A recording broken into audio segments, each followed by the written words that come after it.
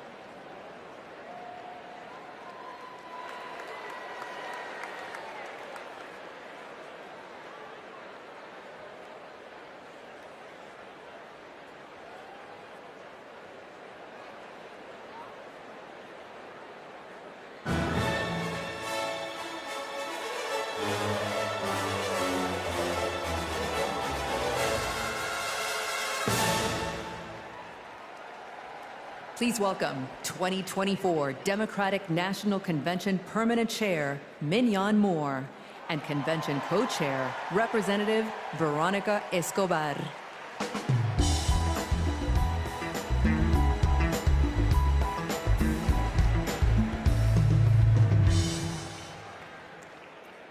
Hello, fellow Democrats.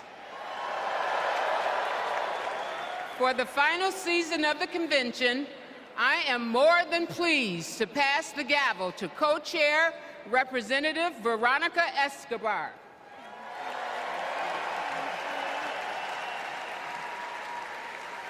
Thank you, Madam Chair. The fourth season of the 49th Quadrennial National Convention of the Democratic Party will now come to order.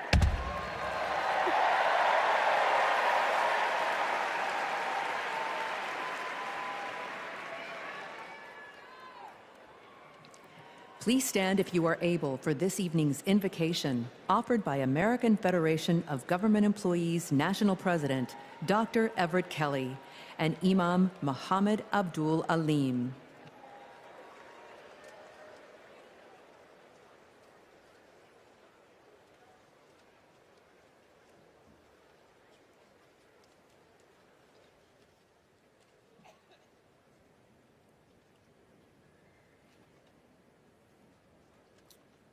Let us pray. Eternal God, our Father, creator of the universe, help us to rise together in unity and love. The work ahead is monumental. We must heed our call to feed the hungry, heal the sick, and comfort all who suffer. We must conquer fear, injustice, and despair. Our great democracy's foundation is our knowledge that all are equal in God's eyes, that righteous truth, your gift of freedom and equality, are being questioned once again.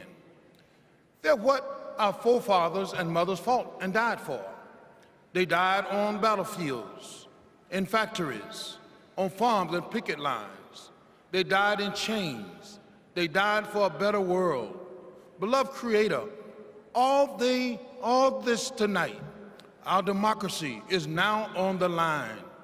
In the months that remain, guide Vice President Harris and Governor Walz with your wisdom and your thoughts. Eternal One, hear our prayer. Set our hearts afire that we may never weary in doing with your will in the pursuit of justice. In your Son's name, amen.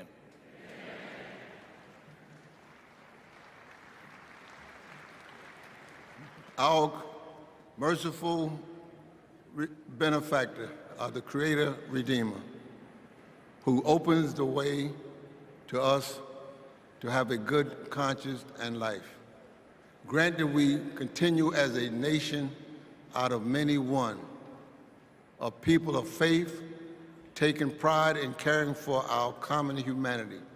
Let us pray that this great nation inspire nations to advance social and economic progress. O God, make us among those who seek justice for all. O God, help us stand with humanity against hate. O God, bless us to approach each day with a feeling of gratitude and remembrance of you. Bless our homes and our schools. Bless us to never be without hope. Bless us in every decision, endeavor, and undertaking. Bless the efforts of the presidency to secure more opportunities for all in our great society. And finally, bless Americans to cherish our freedom and noble essence. Amen. Amen.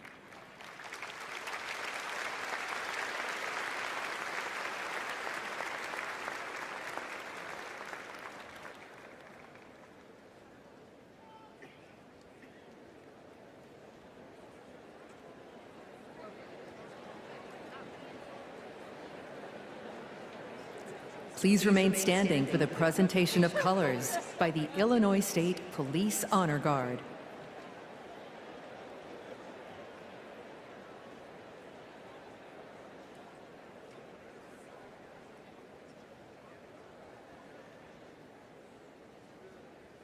Detail, attention. Carry, colors. Forward, march. Left, left, left, left, left, left. Colors, colors turn.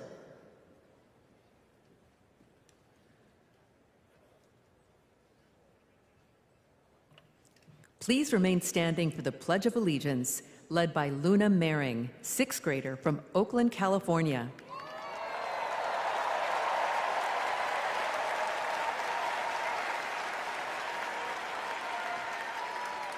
I pledge allegiance to the flag of the United States of America and to the republic for which it stands, one nation, under God, indivisible, with liberty and justice for all.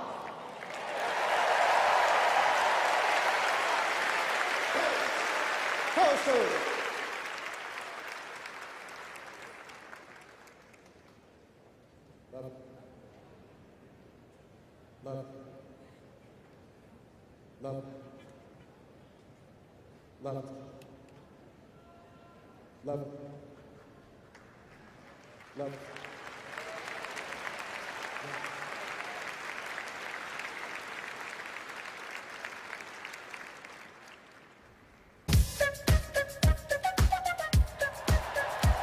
She's a fighter for the American people, committed to our values, our hopes, our dreams, bringing joy back across our nation. It's about damn time. Turn up the music. Turn down the lights.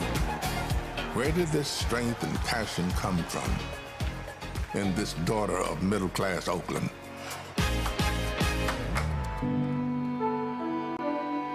Well, it started with her parents, her mother, a South Asian scientist, and her father, a black economist. They took her to civil rights marches and inspired her to pursue her dreams.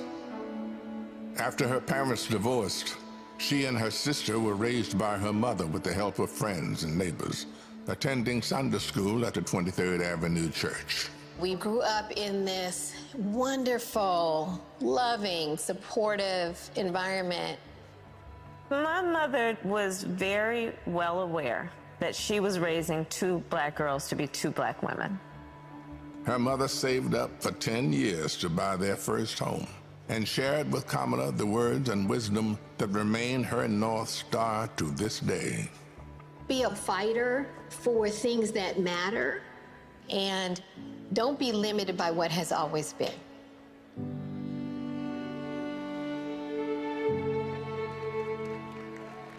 And then came a moment that changed Kamala Harris's destiny, that lit the fire within.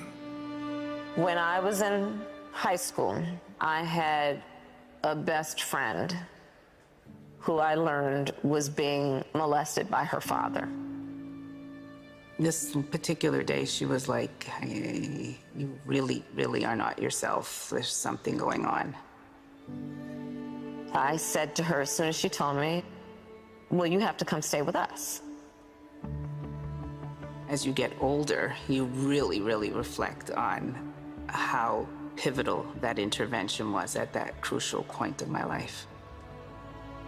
A big part of the reason I wanted to be a prosecutor was to protect people like her. And on her first day in court, she rose from her chair at the prosecutor's desk and said, Kamala Harris for the people. As a prosecutor, she put violent criminals and sexual predators in prison, leading to the highest conviction rate for serious and violent crime in 15 years. and created Back on Track, a program for first-time low-level drug offenders that became a national model.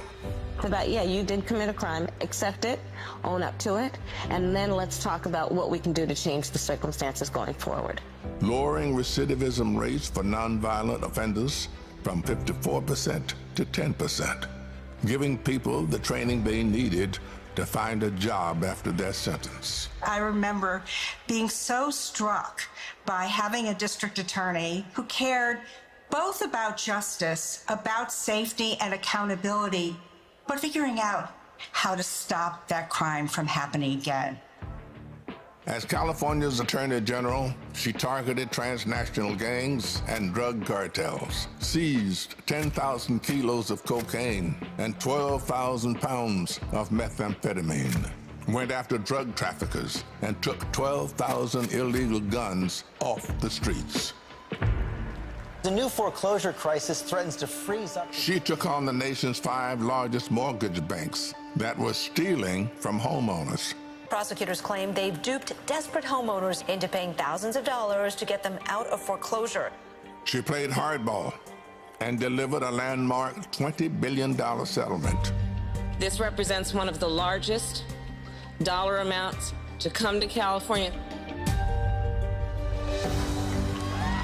And in 2016, the people of California sent her to represent them in Washington, D.C. In the Senate, she earned a reputation for taking on the tough fights on the Judiciary and Intelligence Committees. Kamala hit the ground running. She came in with confidence. She was always respectful, but she would not let a witness off easily. I wouldn't. Yes or no? And if an argument didn't hold water, she could spot that flaw and get at it. I do want you to be honest. I'm not able to be rushed this fast. It makes me nervous. And when Joe Biden went looking for his vice president, I wanted someone who was strong and who was ready to be president on day one.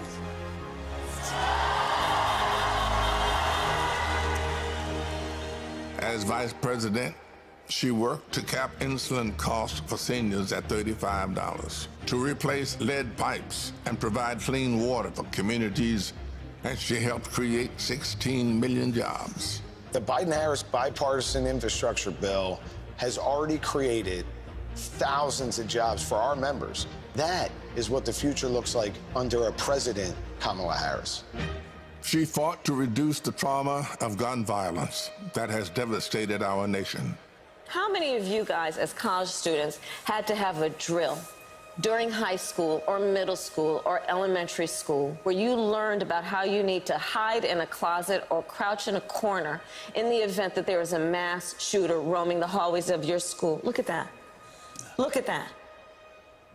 And she did more than talk the talk. She walked the walk, helping pass the first bipartisan legislation in 30 years to curb gun violence. So one thing I learned about working with Vice President Harris is she always stand on business.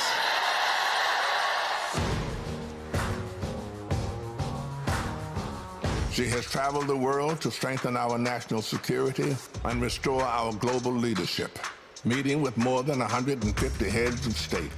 She stood shoulder to shoulder with our allies and stood up to dictators, helping to unite NATO behind Ukraine and impose punishing costs on Russia. She's led the fight for reproductive freedom. We have worked too hard and fought too long to see our daughters grow up in a world with fewer rights than our mothers. The first vice president to visit an abortion clinic, she built a nationwide grassroots movement to ensure that access to abortion, IVF, and birth control will always be protected.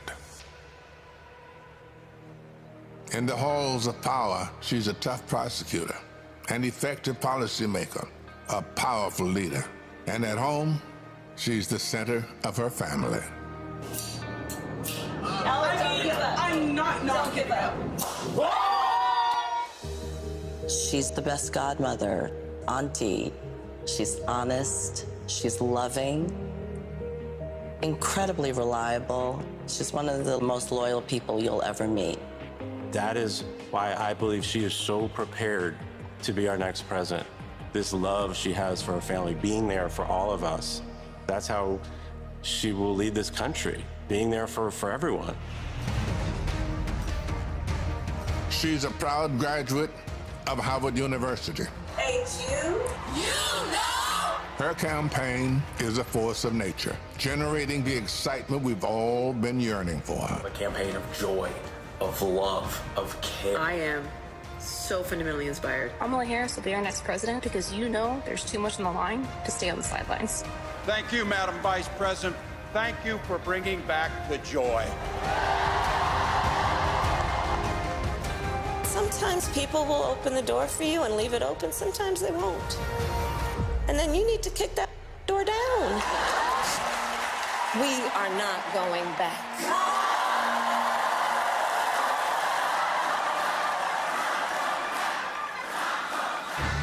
She's a protector, a strong voice for common sense, a leader for tomorrow, committed to healing our country, dedicated to doing the hard work to make us stronger.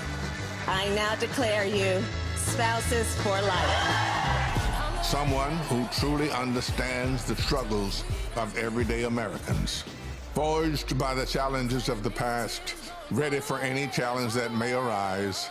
Now is the time, America. The joy is back, the pride is back, the hope is back. She's doing the work. She's fighting for us. She's the new way forward, our way forward. She is the next president of the United States of America, Kamala Harris.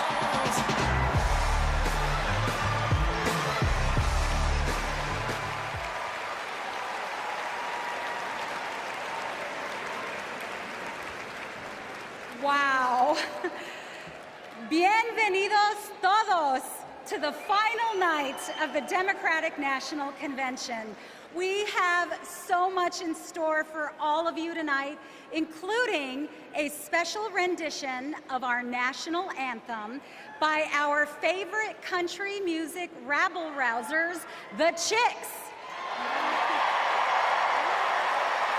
And I just want to say, this week, our energy, hope, and joy have inspired the nation.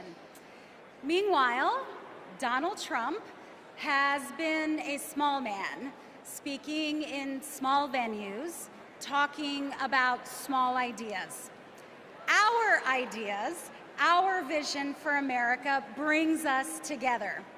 Our vision for America embraces every community and everyone. Kamala Harris and Tim Walz are working hard because they know our country is great. They know that we can build a future for all of us, and they're earning our votes by laying out a plan that puts the American dream not just within reach, but so we can fully grasp it. By making sure going to the grocery store doesn't break the bank, that we have control over our bodies, that our kids like my own kids, Christian and Eloisa, have opportunities to lead healthy and happy lives. We'll get to know Kamala a little more, and I promise you, you will not only be more inspired, but also ready to fight for a new way forward. And to keep us pumped for this journey, Chicago's very own DJ Metro. Over to you. Chicago, how's everybody feeling out there today? Welcome to night 4 of the Democratic National Convention. I know you all are having so much fun out there, is that correct? Well, there's only one thing left to do, and that's to make sure that the fun continues right here, right now, the only way that I know how. The Chicago way, baby. Y'all ready? Let's go. Thank you. You my little boo thing, so I'll give a hoot what you do. Say, girl, I know you're a little too tame. I'll be shooting that shot like too girl. No, tell him I'm next. Tell him you find a lot of something fresh. No, tell him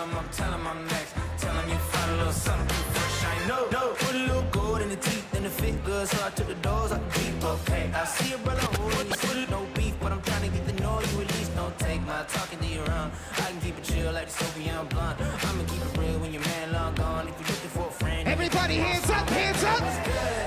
What's richer? If you book tonight, that's fiction. I'm outside, no pictures. You want me? Go figure. To the back, to the front. You a 10, baby girl, but I'm the one. Hey, to the back, one time, to the front. everybody, hands up in the air, let's go. You my little boo thing, so I don't give a hoot what you do. Say, girl, I know you a little too tame. I'll be shooting that shot like 2K, girl, I know. Tell 'em I'm next. Tell 'em you find a little something fresh, I know. Tell 'em I'm next. Tell 'em you find a little. Thank you very much, ladies and gentlemen.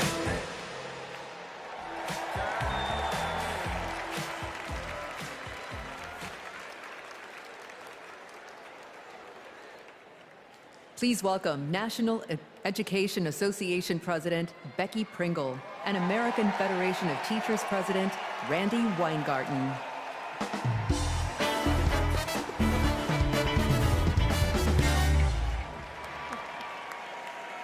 I am Becky Pringle, President of the largest labor union in this country, the National Education Association. As an 8th grade science teacher for over 30 years, I can tell you that Kamala Harris and teacher Tim Walz understand when our public schools are strong, our nation is strong. They know expanding free school meals, investing in healthcare, and keeping our communities and our schools safe creates opportunity for everyone. They will strengthen our schools, support our educators, and help our students live into their brilliance. Donald Trump and J.D. Vance are not just wrong, they're dangerous. It's all right there in Project 2025.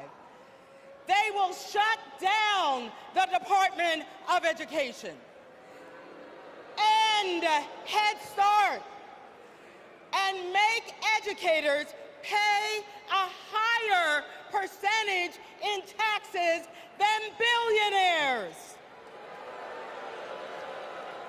But we are coming together to say, not on our watch.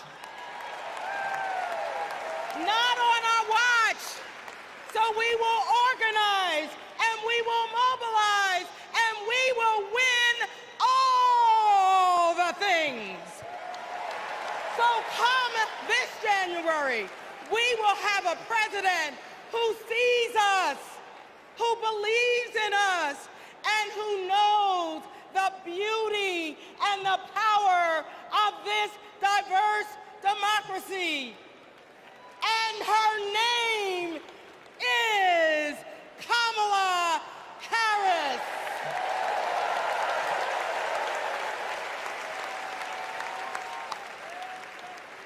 I'm Randy Weingarten, the president of the AFT and a public school teacher.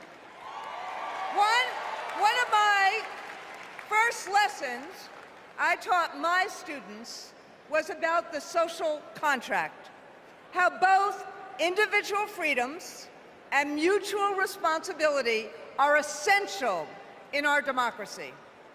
This covenant underlies our commitment to public schools, where educators prepare students to spark innovations, steward the environment, create our arts, and shape our democracy. Now, one of the first lessons my students taught me was, you gotta walk the walk. That means Donald Trump and J.D. Vance can't claim they're pro-child while gutting funding for public schools.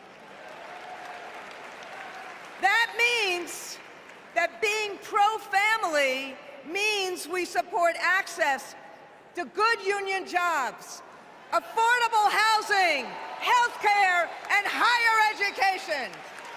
That's what Kamala Harris and Tim Walz are fighting for, and we are all in. They've spent their lives making the promise of America real in the classroom and the courtroom. America, with Kamala Harris as our president, our best days are ahead.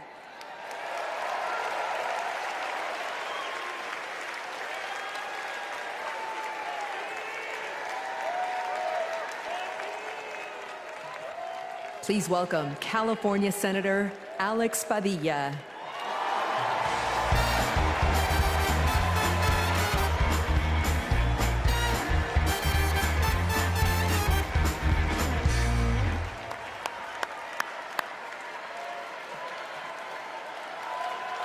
Good evening, Democrats.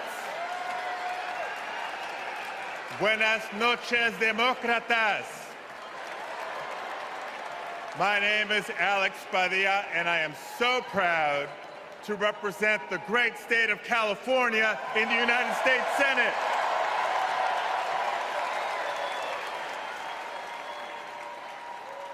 But the titles I'm most proud of are husband to my beautiful wife, Angela, and father to 3 young gentlemen. You know, as a father, when we talk about the future of our country, it's not just hypothetical. For me, it is very real. Every day I go to work in Washington, I think about my kids and the future we're building for their generation. And to show you how Kamala Harris will treat America's kids as president, I'll tell you how she treats mine. Because whenever she sees Roman, Alejandro, and Diego, she greets them with kindness and respect, literally meeting them on their level, to speak to them and to listen. And every fight that Kamala and I have taken on together has been about making life better for this generation and the next. As a state senator, I stood with then Attorney General Harris as she took on the big banks to keep kids and their families in their homes. As California's Secretary of State, I knew her as a fearless United States Senator and my partner in defending our sacred right to vote. That's right. And when Kamala became vice president, I was honored to fill her seat. But I knew that I had some big Chuck Taylors to fill. But I was proud to carry on legislation that she championed to protect workers, to safeguard public lands, to provide kids with more access to quality education. You see, Kamala and I believe that all of our kids deserve a shot at the American dream. It's the American dream, after all, that brought my parents to the United States decades ago. Es cierto. Mis padres, Santos y Guadalupe Padilla, vinieron a los Estados Unidos en busca del sueño americano. But today, we know that the dream is out of reach for far too many families. So my question for all of you tonight is this. This November, who's ready to defend the dream? ¿Quién está listo a defender el sueño americano? Tim Walz is ready to defend the dream. Kamala Harris will defend the dream. And between now and Election Day, each of us must defend the dream too, by working to elect them as Vice President and President of the United States of America.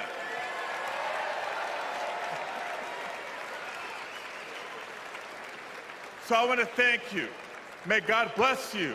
Now let's go win this thing.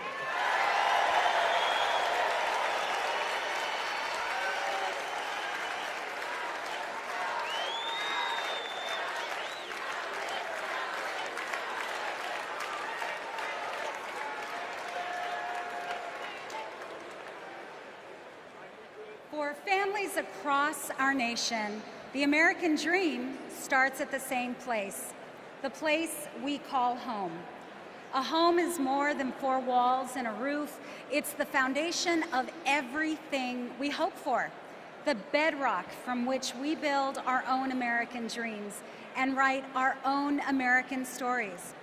To share Kamala's vision to give more Americans a place to call home, please welcome former Secretary of Housing and Urban Development, Marcia Fudge.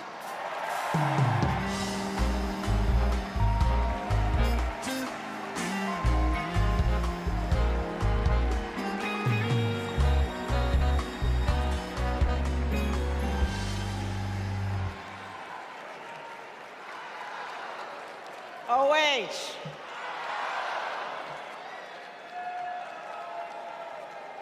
Kamala Harris has fought to protect homeowners and renters her entire career. As Attorney General, she held big banks accountable for their role in the foreclosure crisis and won billions of dollars for California homeowners. As Vice President, she and President Biden helped over 400,000 homeowners at the risk of foreclosure during the pandemic. And as President, she will build 3 million new homes and rentals, limit unfair rent increases, and offer down payment support for first-time home buyers. It's personal. Kamala remembers her mother's pride at buying their first home after saving for 10 years. She knows housing is a human right and a pathway to the middle class. Where you live determines what schools your children go to, what health care you receive, and whether you can get a good job without spending hours commuting. Where you live, too often, determines how you live. Donald Trump has no idea how housing works for everyday Americans. He doesn't care. He started his career being sued for denying housing to black families. As president, he sat by while the cost of housing skyrocketed. Now, we can hand the keys to our housing policy back to a negligent landlord, or we can elect a president who believes in safe, affordable housing for all.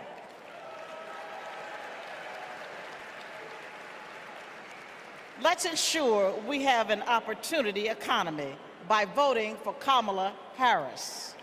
Thank you. Don't know why, but I feel like freedom. I'm Matt, and I'm a former Trump voter. Hi, my name is Dave from Pennsylvania. I'm a two-time Trump voter, 2016 and 2020. I voted for Trump before, but I'm not going to do that again. I think his agenda has really been awful for America. He doesn't care about ordinary people. He's never been one, never known any. I'm extremely worried about Donald Trump getting in the White House again. People are working. All these people who weren't working under the Trump administration, they now have jobs. One thing I like about Kamala Harris is she talks about the issues. She talks about the economy. She talks about women's rights. I'm going to vote for Kamala Harris.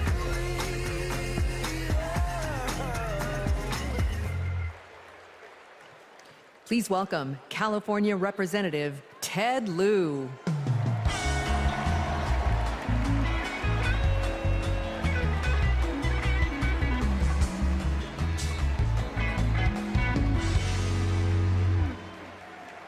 as a computer science major, I am so impressed with how large this AI-generated crowd looks tonight. I first got to know Kamala Harris during the Great Recession when I was a California state legislator. Millions of hardworking families were facing foreclosure. My constituents told me stories about predatory and unfair loan terms, and about how hard they were fighting to keep the homes that they loved. Thankfully, they had someone fighting just as hard for them, Attorney General Kamala Harris.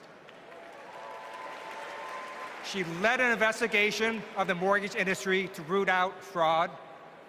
She helped pass the Homeowners Bill of Rights, and she held the big banks accountable, bringing back $20 billion to homeowners. Since those days, I've seen her continue to fight for affordable housing as vice president, and as president, she's going to cut red tape so we can build more houses, help new homeowners afford a down payment, and take on corporations that unfairly hike up rent. Kamala Harris fights for affordable housing because she gets it. You know, when her mom was raising 2 girls, she did what so many parents do: work early hours and work late nights, pay the bills, and put on a brave face so her girls did not know how hard it really was. It shouldn't be this hard in America, and President Kamala Harris will make sure it's not. She'll fight to lower housing costs so that everyone, everywhere, can find a place to call home.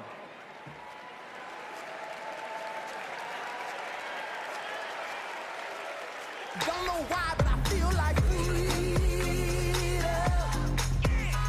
I depend on Medicare and Social Security for survival. I'm a recipient of Social Security benefits. I worry about Social Security and Medicare. If we don't protect it through Kamala Harris, that Trump is going to take that money. Project 2025 is going to be disastrous for many of us. What are we supposed to do? Who's going to take care of us? Where are we going to live? I don't know, but I know I'm voting Democrat. I'm supporting Vice President Harris because she will protect my Social Security and that of all others.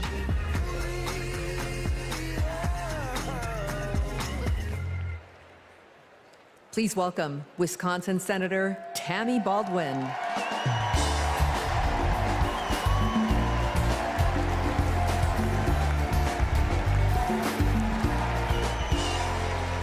Hello, Democrats.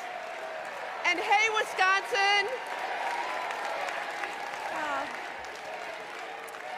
Tonight, I want to talk about family.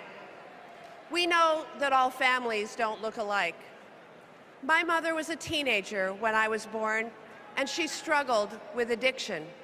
I never met my father, but I had 2 incredible grandparents who stepped in and raised me, David and Doris Green. Everything I know, I learned from them. In every way a child needs, my grandparents were there for me. And as they grew older, it was my privilege to be there for them. So when I work to protect Medicare and Social Security, I do it with a personal knowledge of what those big programs meant in small but deeply meaningful ways to my grandparents. And I know what they mean for your parents and grandparents. But let's be clear. That is all at risk today. Donald Trump was asked what he would do about Social Security and Medicare, and he said, and I quote, "There's a lot you can do in terms of cutting." Cutting? He's talking about cutting Social Security and Medicare while giving a huge new tax break to billionaires and corporations? Well, Kamala Harris is not going to let that happen. And Tim Walz is not going to let that happen. We are not going to let that happen. You know, they've got it backwards. We Democrats, we honor our elders and ask the wealthiest to pay their fair share. Wisconsin's state motto is forward, and my friends, that's where we're headed.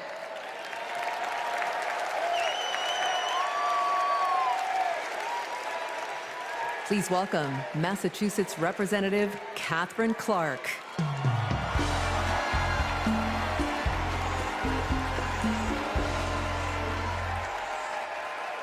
I am a proud mom of 3. And when my kids were young, I sat down with my husband to go over our bills. We realized that my entire income went to paying for childcare. We asked ourselves, how on earth will we make this work? So many parents will tell you a similar story. They'll tell you that preschool can cost as much as rent, or that they drive over an hour just to find childcare. They'll tell you that the workers who watch their children have it even worse. When parents have to choose between their kids and their jobs, businesses are hurt too. We shut out talent. We lose the prosperity parents could create. Childcare makes our economy run. And yet, Donald Trump's Project 2025 will eliminate Head Start, close classrooms, raise the cost of care. And J.D. Vance says affordable childcare is class war against normal people. You know what normal people want? A president who understands this shouldn't be so damn hard. That's Kamala Harris. She's seen this firsthand. You've all heard Kamala talk about her mother. She was both a brilliant scientist and a devoted mom. She had to fight to make it all work, to raise her daughters, to pay the bills, to keep the career she loved. Kamala and Tim know that when everyone can find and afford childcare, our kids and our communities will thrive. Our middle class will grow. So let's put childcare at the top of the agenda. Let's build a future worthy of our children. Let's elect Kamala Harris and Tim Walz.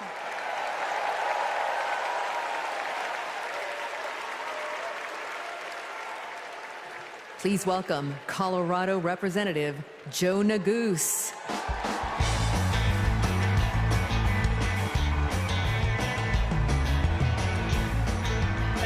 Thank you. Good evening, Chicago. My name is Joe Neguse, and I represent the great state of Colorado in the U.S. Congress. My parents immigrated here from a place torn apart by war. They worked hard every day, made tremendous sacrifices, and taught me to never take for granted the educational opportunities that we have in this incredible country. It's because of them and because of those opportunities that tonight their son stands before you as Assistant Democratic Leader of the U.S. House of Representatives. My fellow Americans, let me say this clearly. Don't let anyone tell you that the American dream is dead. It is alive and well, and it will grow even stronger with Kamala Harris as the next President of the United States.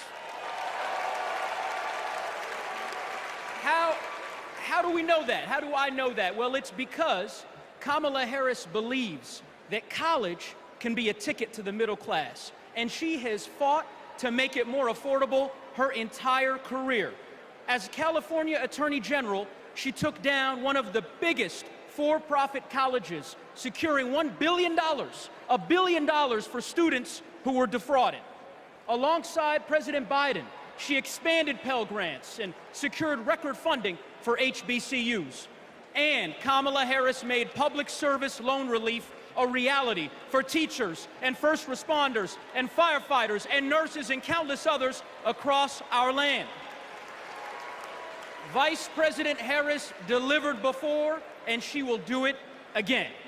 As president, she will build a brighter future, a more affordable future, a future where going to college doesn't break the bank, a future where my 5-year-old daughter, Natalie, who's watching us back home in Colorado right now, a future where she can live her dreams. So those are the stakes. Let's make it happen, America. Let's make history, America. Let's elect Kamala Harris, the 47th President of the United States. Thanks so much. God bless. Thank you.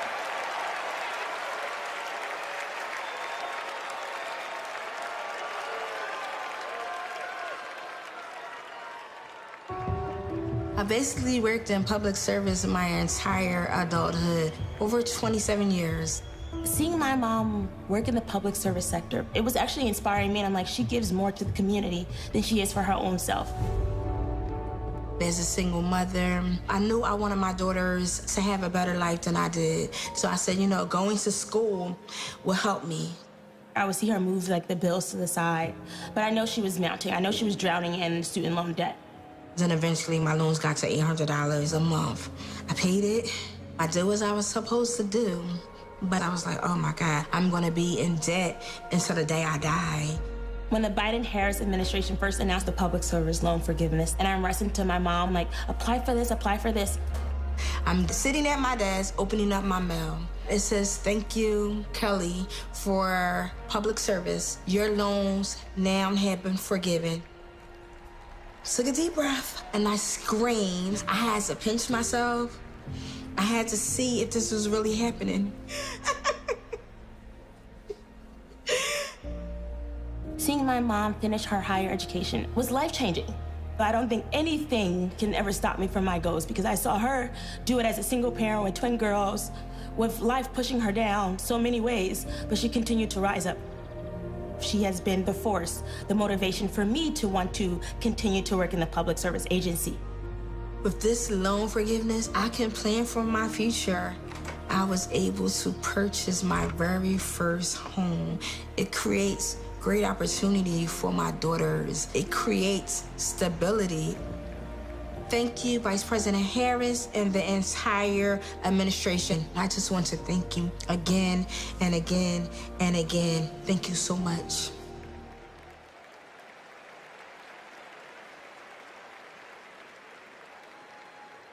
Our party's not over, Chicago! Let me see you just rock with me once. This shit that ice cold, Michelle fight for that white gold. This one for them hood girls, them good girls, straight nasty. Say. Stylin', wildin', living it up in the city. Got Chuck's on with Saint Laurent, gotta kiss myself, I'm so pretty. I'm too what? I'm too hot. Call the police and the fireman, I'm too hot. Make a dragon wanna retire, man, I'm too hot. Say my name, you know who I am, I'm too hot. And my band bought that. Everybody just clap. Girls hit you, hallelujah. Girls hit you, hallelujah. Girls hit you, hallelujah. Cause Uptown Funk don't give it to you. Cause Uptown Funk don't give it to you. Cause Uptown All right, Chicago, let me see you just. Let me see you just. Don't believe it, just rock. Come on.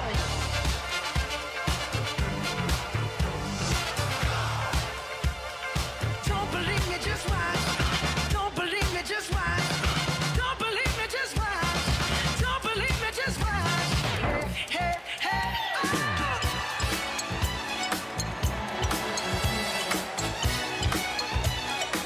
Anybody here ready to have a great time with me tonight? Let me hear you make some noise.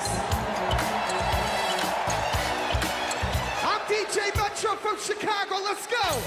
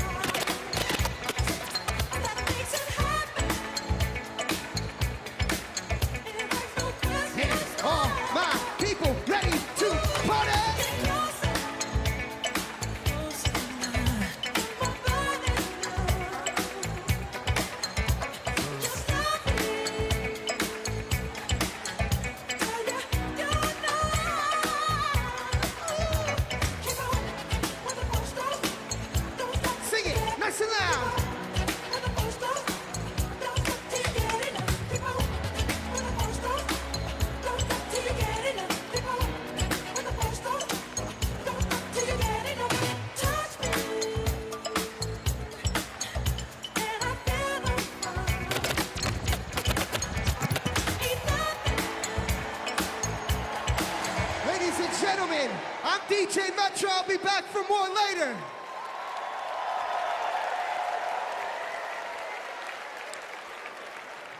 Please welcome Durham, North Carolina Mayor Leonardo Williams.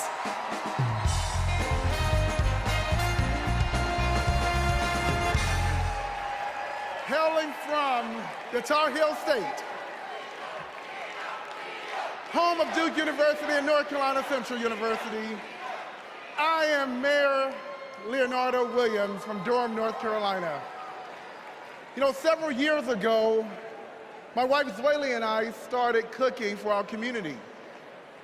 We drove to schools, doctors' offices, just to give out a few samples. And eventually our friends asked, "Where's the restaurant, y'all?" But you know, it takes capital. It takes capital to chase a dream. And during the Trump administration, they did not make it easy. Not for folks like us. So what I thought was, I guess not everybody can have a multi-million-dollar loan from their father. So I'll tell you what we did. We emptied our savings, and in 2008, we launched Zweli's Kitchen, America's first Zimbabwean restaurant. And the Biden-Harris administration helped make that a reality. They helped make that dream come true for entrepreneurs like us. Now, thanks to small business grants and all of the help that we received from them, we now have 3 locations, and we employ nearly 30 employees with a living wage. But we are not alone. Under Joe Biden and Kamala Harris, more than 500,000 business applications have been filed in North Carolina. Kamala Harris is fighting to create an opportunity economy that can break down barriers for entrepreneurs like us. And as president, she will support risk takers and problem solvers who want to just do their part and claim their piece of the American dream. And also, I want to thank Maya from Nevada, who has served her famous dumplings for the past 3 years and opened new locations thanks to the historic support for small businesses. And Robert, I want to thank you from Minnesota. Robert owns a solar business, heated up once by Joe Biden and Kamala Harris. They passed the Inflation Reduction Act. And Paul from Arizona. Paul, who's a commercial cleaning company, landed huge contracts thanks to the Biden-Harris manufacturing boom. So Kamala Harris knows. She knows entrepreneurs like these. She knows that we are the backbone of our community. And when they succeed, we all succeed. Let's win this. Thank you.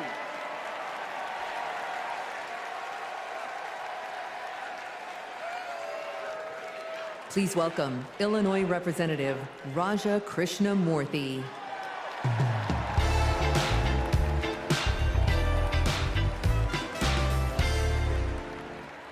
America Against America. It's the title of a book by one of China's highest-ranking leaders, and it's how they think they'll win. They know the only way they'll beat America is if we beat ourselves. In Congress, my job is to study China's economy.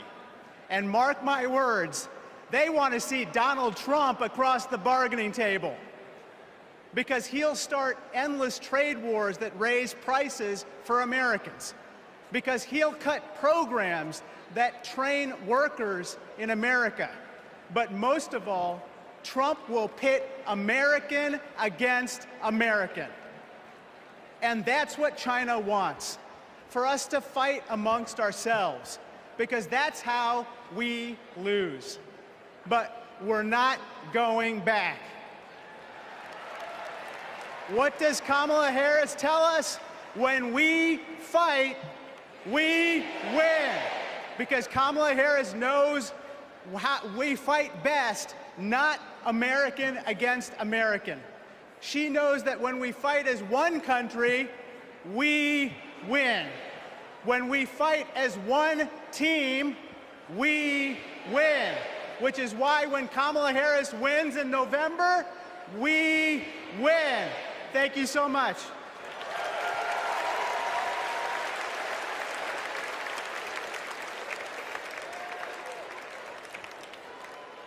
We believe in a future where every person has the opportunity to build a business, to own a home, to build intergenerational wealth, a future with affordable health care, affordable child care, paid leave. And all of this is to say, building up the middle class will be a defining goal of my presidency.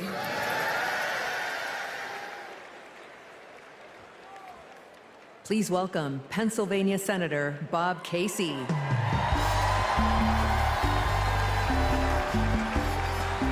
Pennsylvania. Here's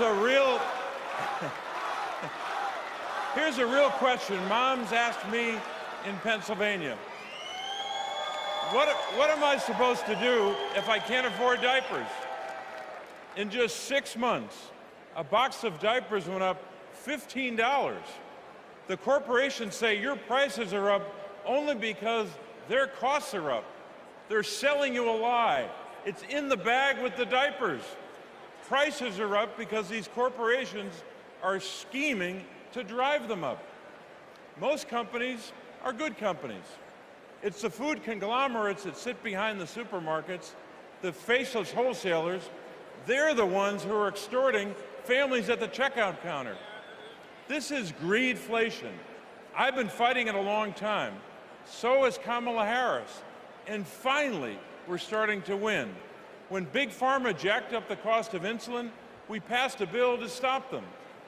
Now, for millions of Americans, it's capped at $35 a month. So that's one. I've been fighting to ban price gouging on food. And next year, when she's president, Kamala Harris will sign a bill to do just that. So that's another. And when corporations take advantage of a crisis, like toilet paper during the pandemic, we'll hit them with harsher fines when Kamala Harris is president. Now, Americans don't expect stuff to be free, but we do expect it to be fair. The people I'm talking to, from Allentown to Erie, they don't tolerate being ripped off. Americans are hardworking, honest people. And that's what we've been fighting for. We're fighting for honesty. I'm fighting for it. Kamala Harris is fighting for it. Will you fight for it? All right, let's go out and win this thing. Thank you.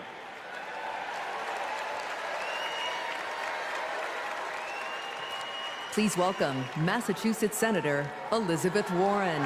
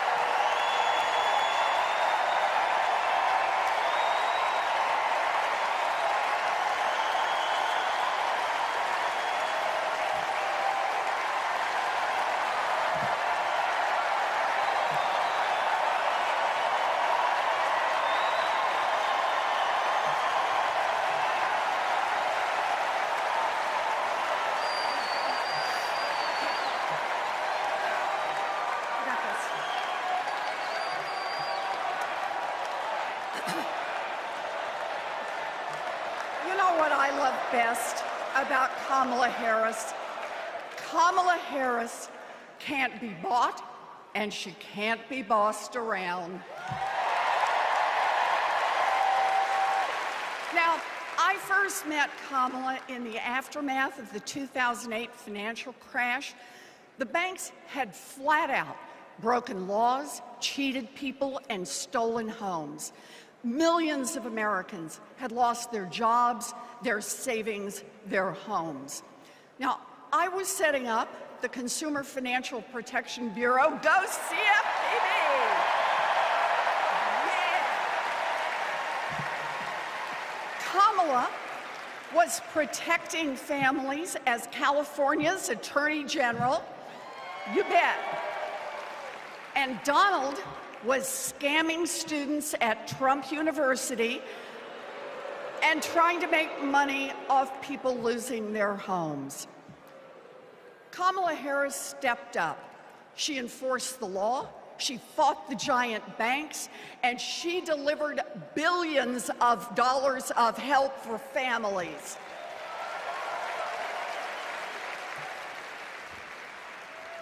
And that is the difference between a criminal and a prosecutor.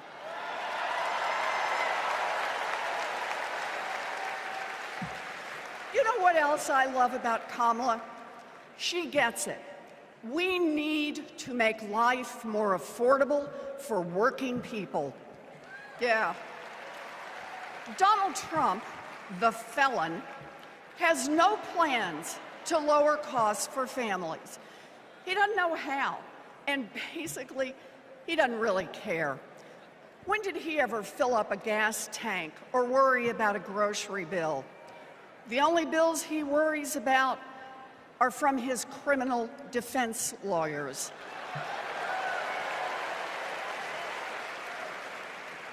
But Kamala, she cares deep down, and she will take on the giant corporations that are squeezing American families.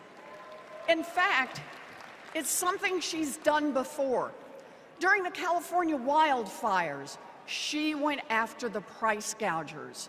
During the pandemic, we worked together in the Senate to stop price gouging. And as president, she will lower costs for your family.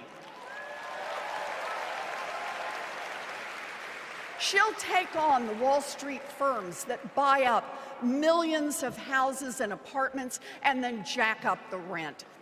She'll take on drug companies that charge an arm and a leg for prescriptions. She'll take on corporate monopolies that rip off consumers and billionaires who don't pay taxes.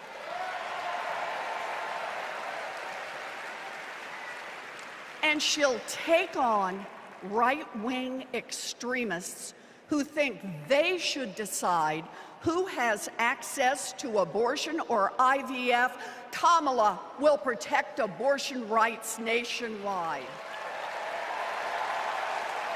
Yeah.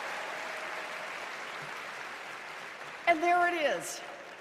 Groceries, gas, housing, healthcare, taxes, abortion. Trust Donald Trump and J.D. Vance to look out for your family? Shoot, I wouldn't let those guys, I wouldn't trust them to move my couch.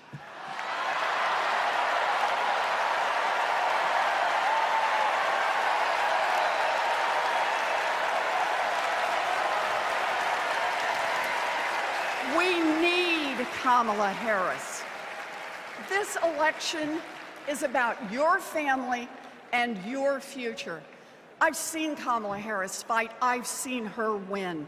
And when it comes to our families and our futures, Kamala Harris is someone we can trust. So here it is, with joy in our hearts. Let's elect Kamala Harris the next President of the United States.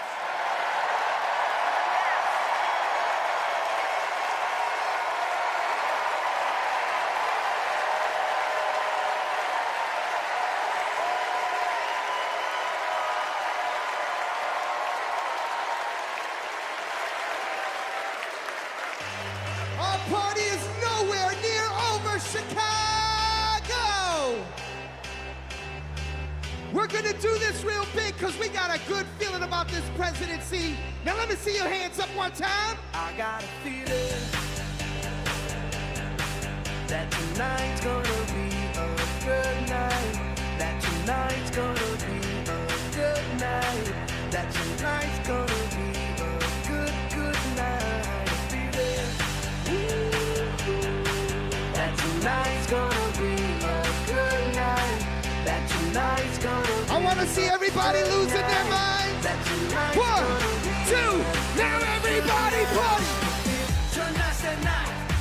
Let's live it up. I got my money. Let's spin it up. Go out and smash it. Like, oh my God. Jump out that sofa. Let's kick it off. I know that we'll have a ball if we get down and go out and just lose it all. I feel stressed out, I wanna let it go. Let's go way out, spaced out, and losing our control. Fill up my cup, Marvel talk. Look at her dancing, just take it up, up, up, up, up, up, up, up, up, up. Let me hear you shut down. Come on. Because in this nation, we're all one big family. Let me see.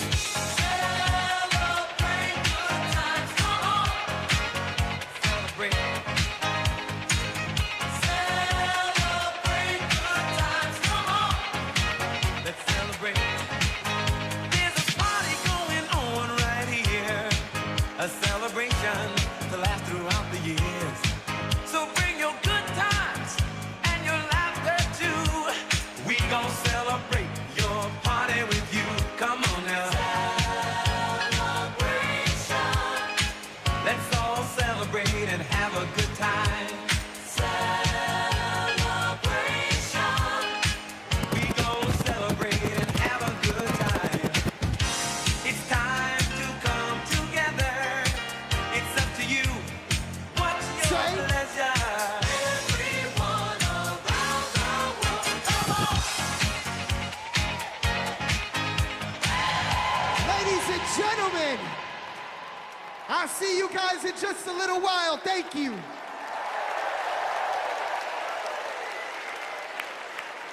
Woo! We've got ourselves a party in here, Chicago. All right, Democrats, we know that a secure future depends on strong global leadership. As Vice President, Kamala Harris has been tested on the world stage. She's faced down threats, stood shoulder to shoulder with our allies and engaged in the serious work of safeguarding America's security.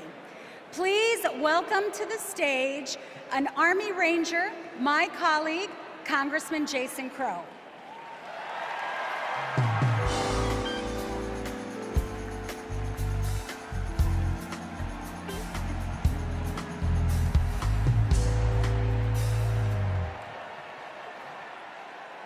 Before serving in Congress, I was a paratrooper and an Army Ranger. Over 100 combat missions in Iraq and Afghanistan taught me what really makes America strong and secure. You see, it's not tough talk, it's not chest thumping, because in war, talk is cheap. And trust me, I know a couch commando when I see one.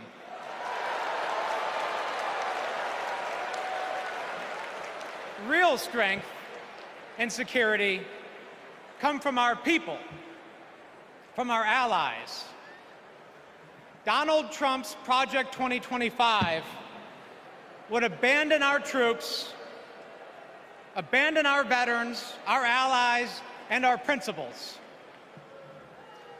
In Chapter 4, Trump plans to do Putin's bidding by abandoning Ukraine and walking away from our NATO allies. In Chapters 2 and 3, he plans to fire our national security and military professionals and then replace them with MAGA loyalists. But I refuse to let Trump's golf buddies decide when and how our friends are sent to war. When we join the military, we raise our right hand and we take the oath. We know that it comes with sacrifice, but we also know that it comes with a promise that America will have our back. Trump will break that promise. In fact, in Chapter 20 of Project 2025, he plans to slash veterans' benefits and then privatize VA healthcare. As a paratrooper, we learned that the leader of the unit jumps first, and then the others follow. Leaders always go first. But Trump, he would push your son or daughter out of the plane and then abandon them when they come home. Our troops deserve a commander-in-chief who will always have their back. That leader is Kamala Harris. And together, we will make Kamala Harris our next commander-in-chief.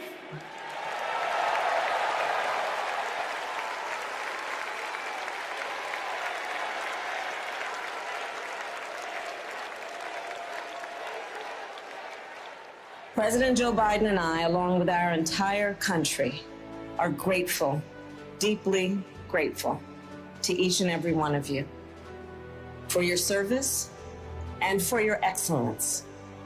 The United States military, without any question, is the strongest and best fighting force the world has ever seen. And that is because of you, each one of you. Please welcome Michigan Representative Alyssa Slotkin.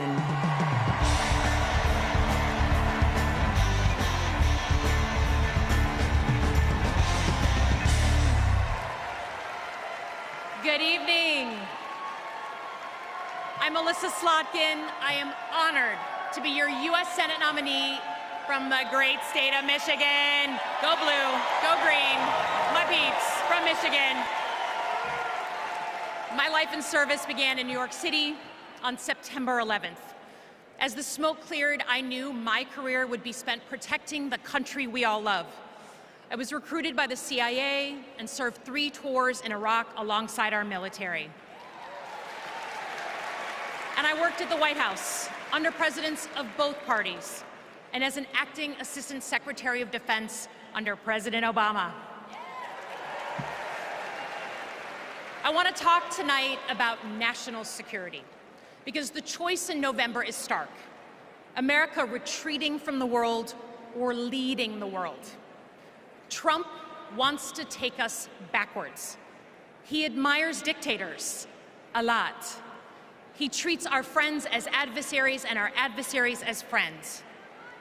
But our vision is based on our values, the values that took us to the shores of Normandy and helped us win the Cold War.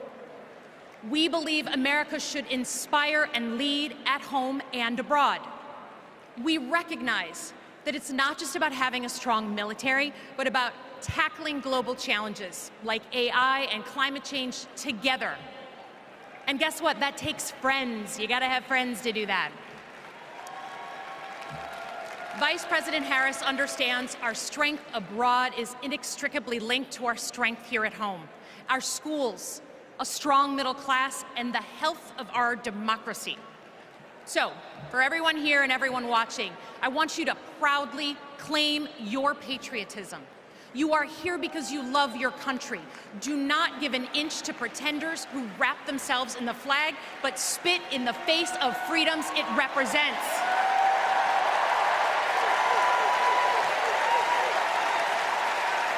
This November, let's elect a president who will lean forward to embrace the future. Because America doesn't follow. We do not retreat. We are the damn United States of America. We lead.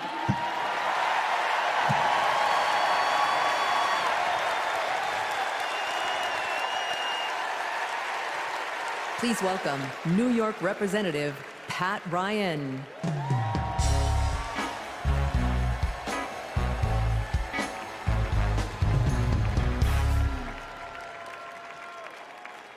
Among the Americans I proudly represent in Congress are the 4,400 cadets at West Point, my alma mater.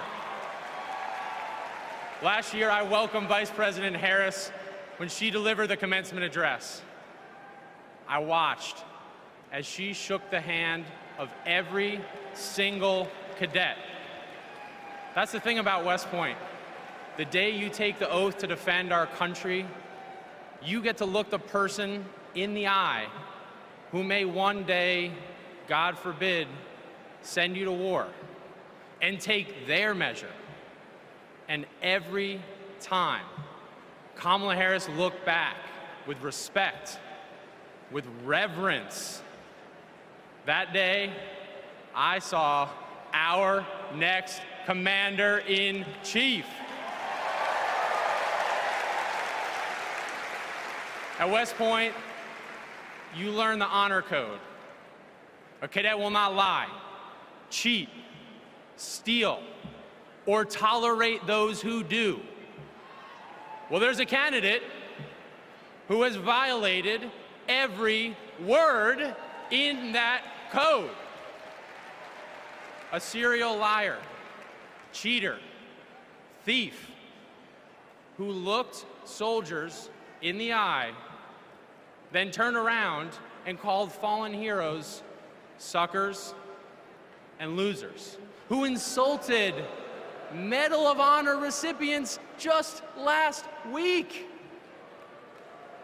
I tell you what I think of Donald Trump. They told me I can't say that word on TV. I'm going to use an Army term, FUBAR. If you don't know FUBAR, Google it. These last few weeks have felt like a new day in America, when we are waking up, rising up as patriots to demand our next president be someone who not only treats our veterans with respect, but everyone with respect, with dignity, with decency, with the truth. Someone like Kamala Harris, our next Commander-in-Chief.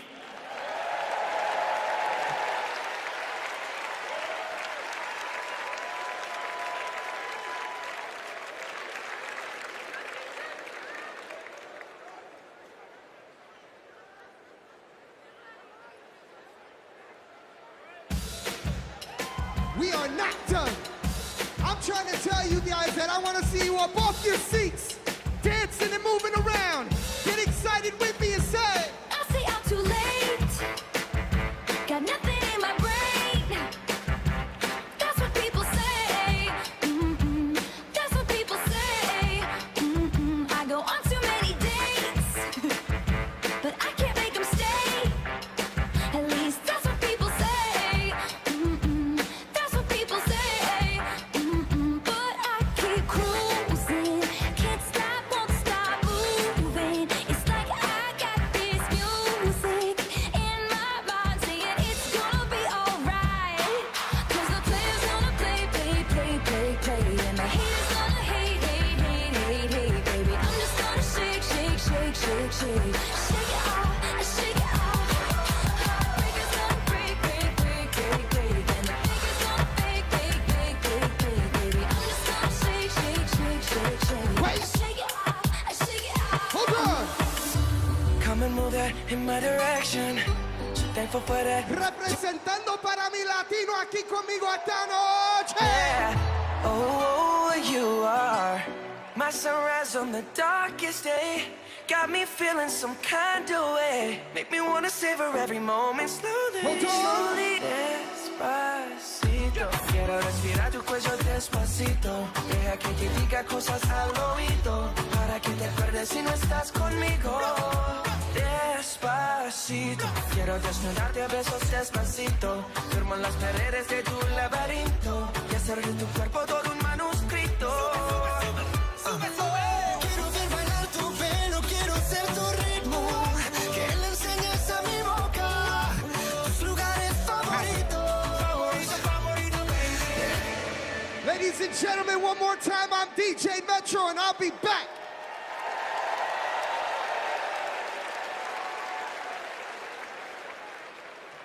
Please welcome the president of the National Action Network, Reverend Al Sharpton.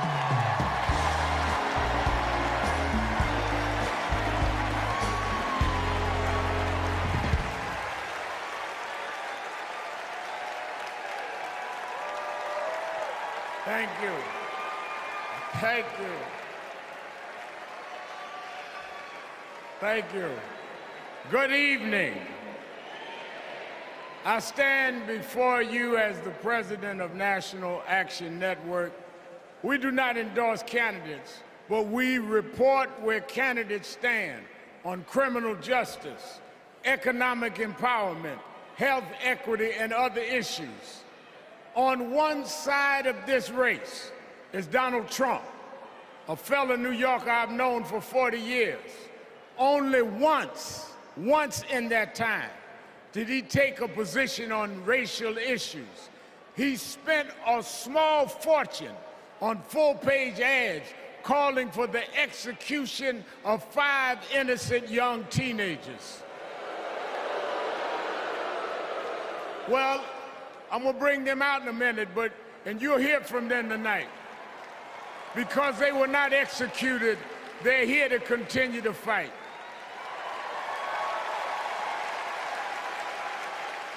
But it was there that I saw Trump love to fan racial flames.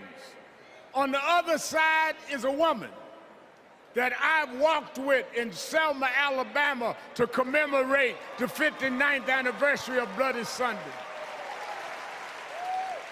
Kamala Harris spoke to me that day about unity and passing bills. All I ever heard from Donald Trump was how he can get an advantage. I see one candidate who wants to protect the right to vote, while the other has tried to cook up 11,000 votes in Georgia. I see a candidate who, with Joe Biden, brought leaders to the White House to confront violent hatred, running against a man who said neo-Nazis in Charlottesville were fine people. I see a candidate who has sought to reform and uphold the law, and a man who wrongly assumes his mugshot appeals to black Americans. I worked with Kamala Harris. In every job she's had, she has consistently committed to making government work for those of us who've been disadvantaged. All Donald Trump has been consistent about is making himself richer and sowing division to get that done. This man sat right here in Chicago a few weeks ago, refusing to apologize for claims that migrants were taking black jobs. Well, in November, we're gonna show him when blacks do their job.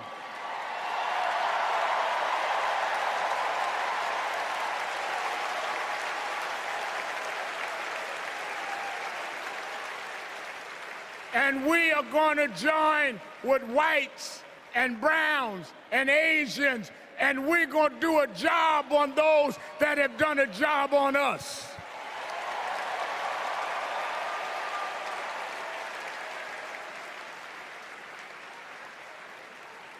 Tonight, we are going to realize Shirley Chisholm's dream.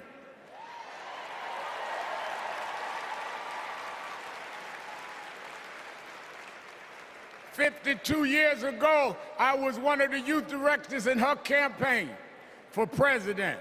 And 52 years after she was told to sit down, I know she's watching us tonight as a black woman stands up to accept the nomination for President of the United States.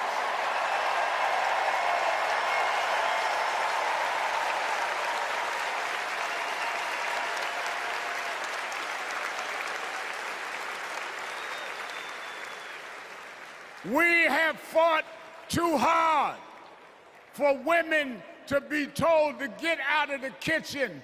We are now on our way to the Oval Office. We won't go back.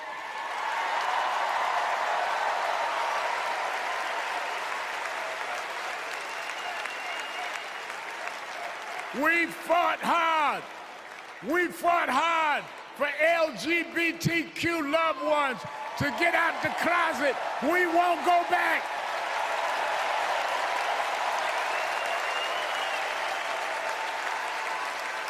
We fought hard for the right to choose, the right to education.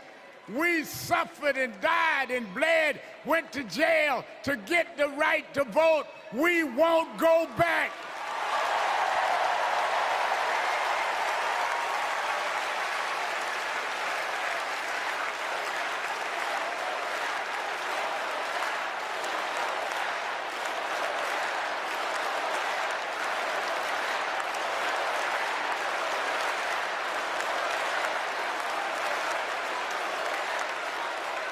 So we must be committed, no matter how the Supreme Court tries to roll back on civil rights, no matter what the amount of money they have.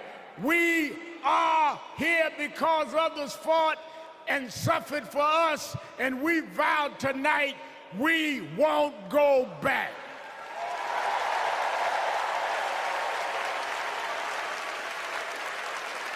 This November, we will go forward to fulfill the promise of a just and fair nation. And let me say, as we transition, I'm a preacher. And in Psalms it says, weeping may endure for a night, but joy comes in the morning. We've endured January 6th. We've endured conspiracy theories. We've endured lies and areas of darkness. But if we stay together, black, white, Latina, Asian, Indian American, if we stay together, joy, joy, joy, joy coming in the morning.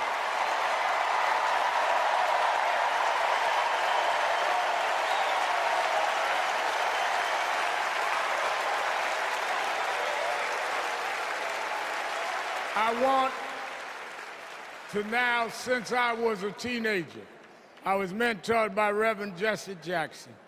And Reverend Jackson taught us to fight for what's right. And now I want to bring out some young men that I fought for. I referred to them then, they were known as the Central Park Five. Now they're the Exonerated Five. Raymond Santana, Kevin Richardson, Yusef Salaam, Corey Weiss, the Exonerated Five.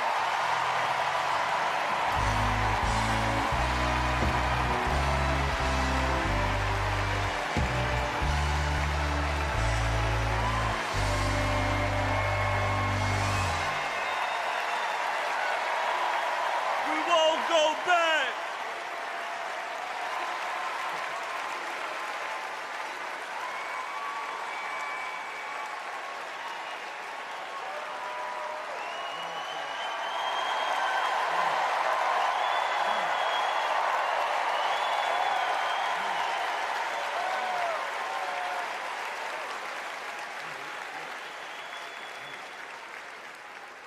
Good evening, people.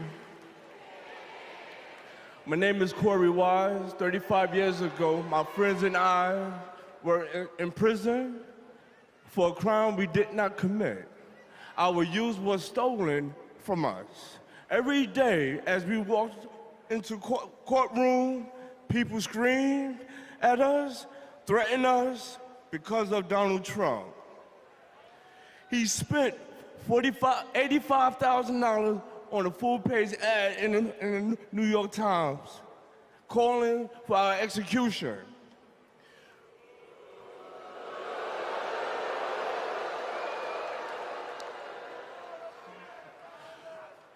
We were innocent kids, but we served a total of 41 years in prison. Reverend Al Sharpton stood with us. Now, I'm proud to stand with him today.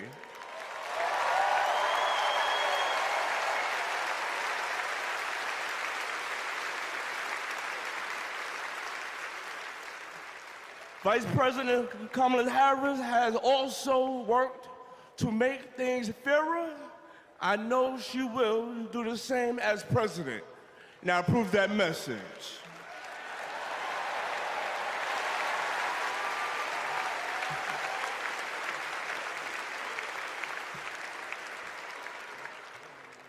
I love these guys.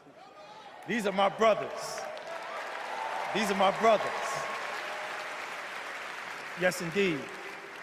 America. I am Yusef Salaam.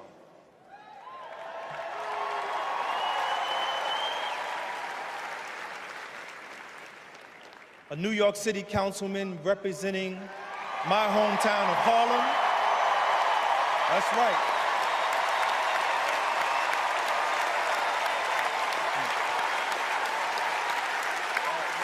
Man. Representing my hometown of Harlem, USA. And listen, as my friend Corey Wise just said, 45 wanted us unalive. He wanted us dead. Today, we are exonerated because the actual perpetrator confessed. And DNA proved it. That guy says he still stands by the original guilty verdict. He dismisses the scientific evidence rather than admit he was wrong. He has never changed, and he never will.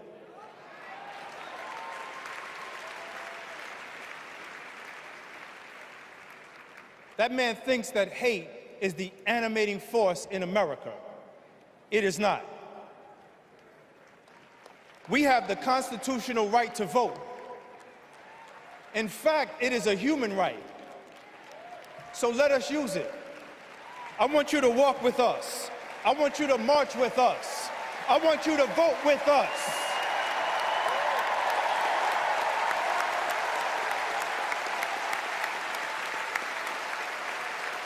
And together, and let me tell you, this is going to be so beautiful. And together, on November 5th, we will usher in Kamala Harris and Tim Walz into the White House.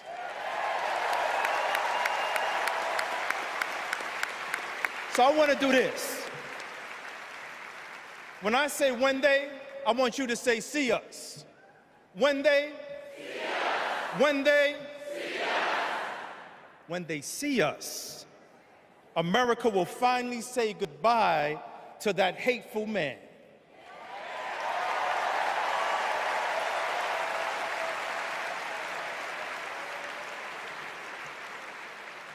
We will say what I have said after 7 long years of wrongful incarceration. Free at last. Free at last. Free at last. Thank God Almighty, we are free at last.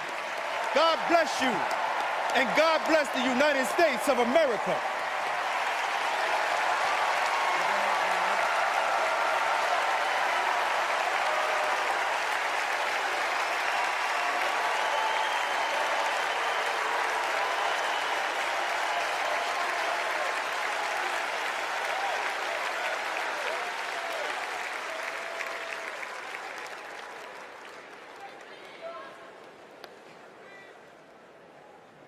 Wow. Our country is built on justice, and people's lives, as we just heard, can be harmed when we fail to do justice. But Kamala Harris fights to do justice. No one knows that better than the prosecutors who fought alongside her. These are their stories.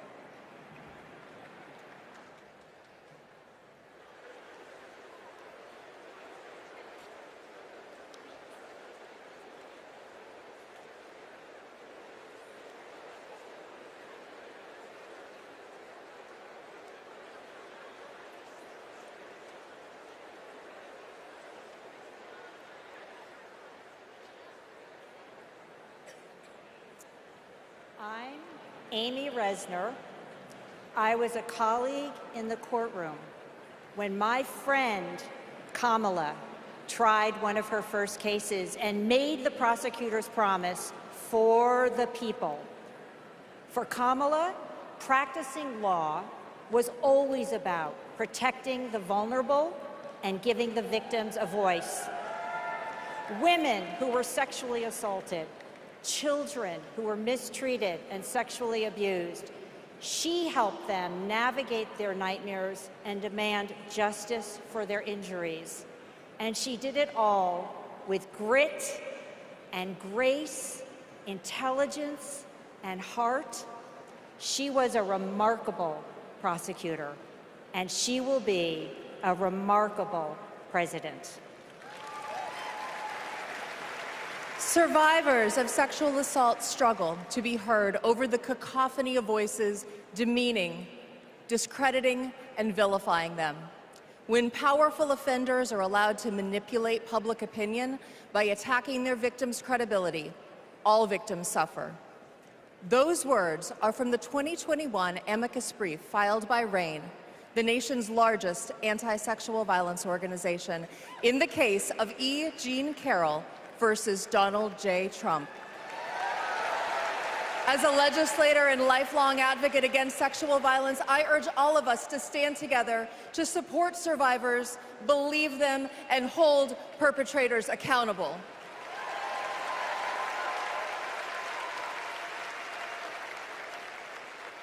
I'm Lisa Madigan, former Attorney General of Illinois. I worked with Kamala Harris during the Great Recession to protect homeowners from foreclosure.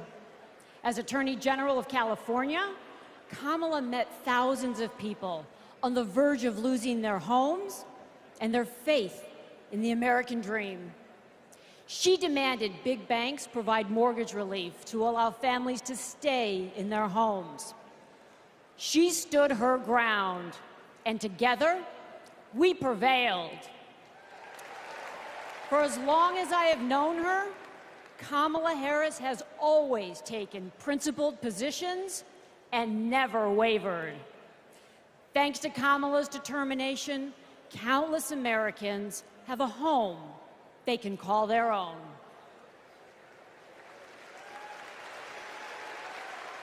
And I'm Mark Morial, civil rights leader and former mayor of New Orleans. In the 1970s, Donald Trump was sued for refusing to rent his apartments to African Americans. His employees were told, put those applications in a drawer and leave them there.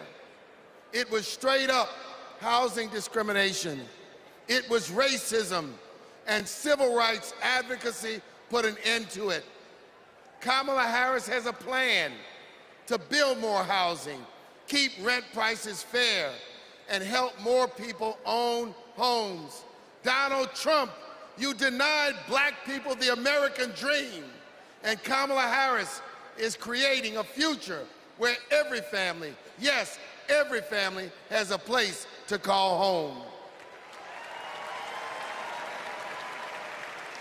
I'm Nathan Horns. In 2010, I went to college in California to pursue my dreams, but ended up with a nightmare. Corinthian Colleges was a predatory for-profit chain. They defrauded more than 500,000 students and burdened us with loans we could never repay. Then, Kamala Harris stepped in. As Attorney General of California, she stuck up for students. She prosecuted Corinthian, and as Vice President, she stuck with us. As we fought and we organized for debt relief, the Biden-Harris administration came in, canceled all Corinthian student debt, and gave us back our futures. My name is Tristan Snell, and I prosecuted Trump University.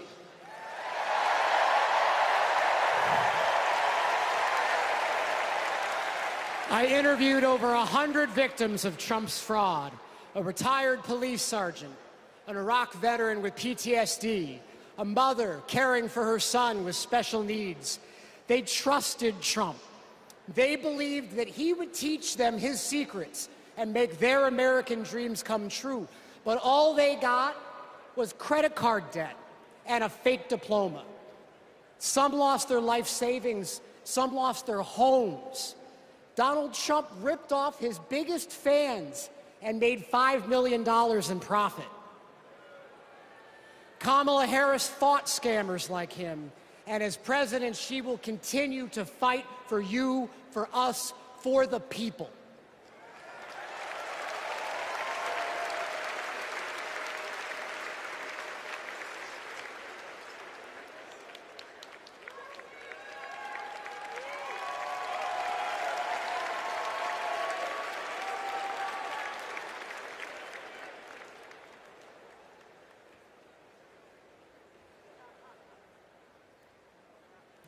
Please welcome Massachusetts Governor Maura Healey.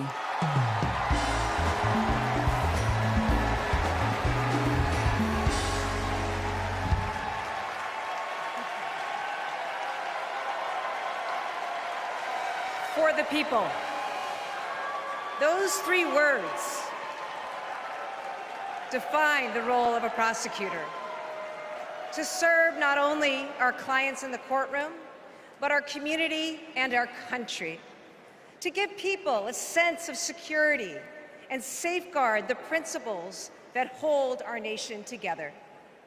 To stand up to abusers and bullies, and stand up for the voiceless and the vulnerable.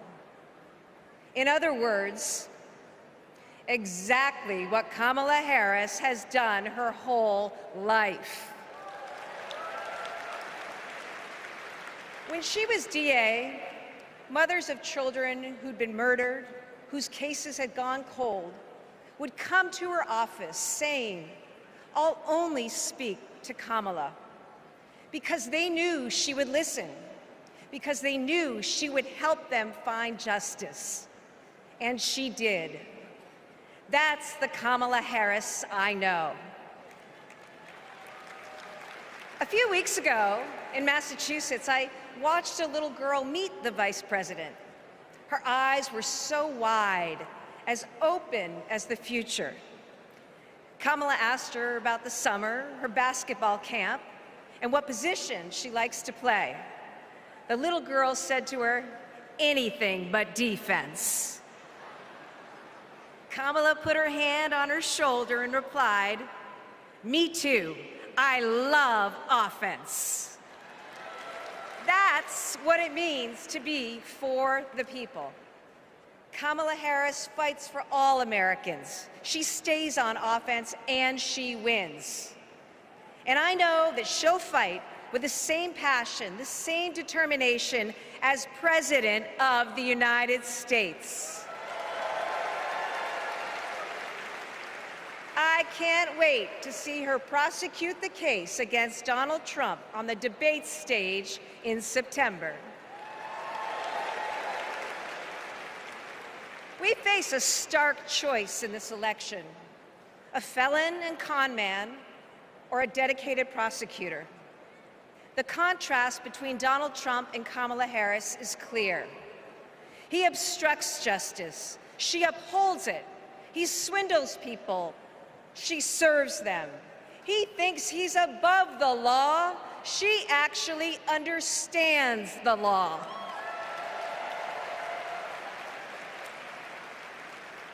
That's what this election comes down to. One candidate who's out for himself, or Kamala Harris for the people. It's a battle for the future of our nation. And tonight, we will prove beyond a reasonable doubt that Kamala Harris should be, she must be, the next President of the United States. Thank you.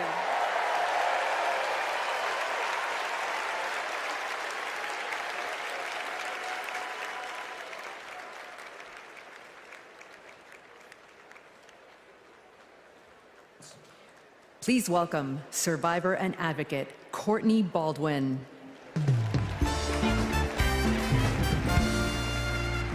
Good evening, Chicago. I'm Courtney Baldwin. In 2013, I was sold for sex in cities across California by a trafficker who controlled every aspect of my life. During those dark moments, I held on to hope that one day I'd be seen as more than a victim, that I could pursue my dreams, and that my trafficker will be held justice. I didn't know it yet, but waiting for me on the other side were people who were fighting for survivors. One of them was Kamala Harris. As California's Attorney General, she fought Backpage.com, the website that let me and thousands of others be bought and sold. She filed criminal charges against its owner that shut down the website for good. No one has ever done that. Vice President Harris is fearless, compassionate, and she still gives me hope. She's protected people like me her whole life, and I know she'll fight for us all as president. Thank you.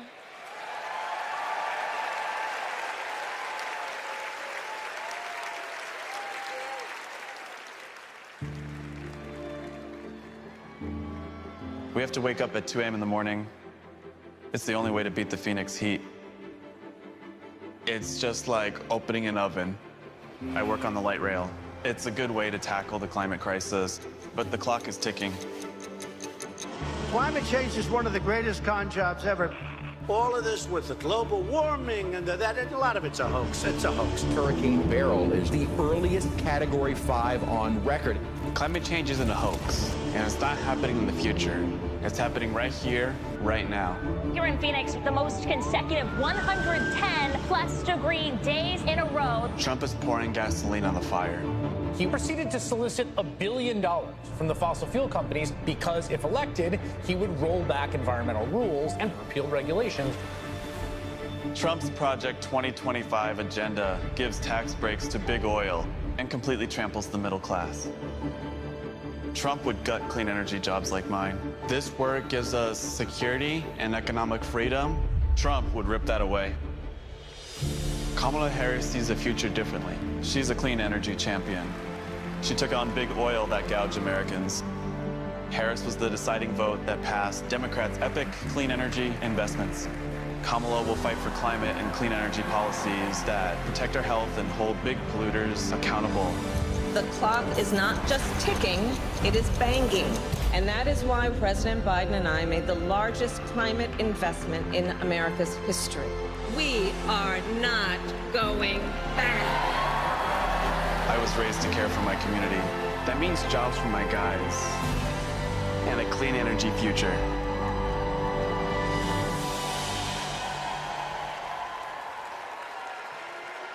Please welcome former New Mexico Representative Deb Haaland.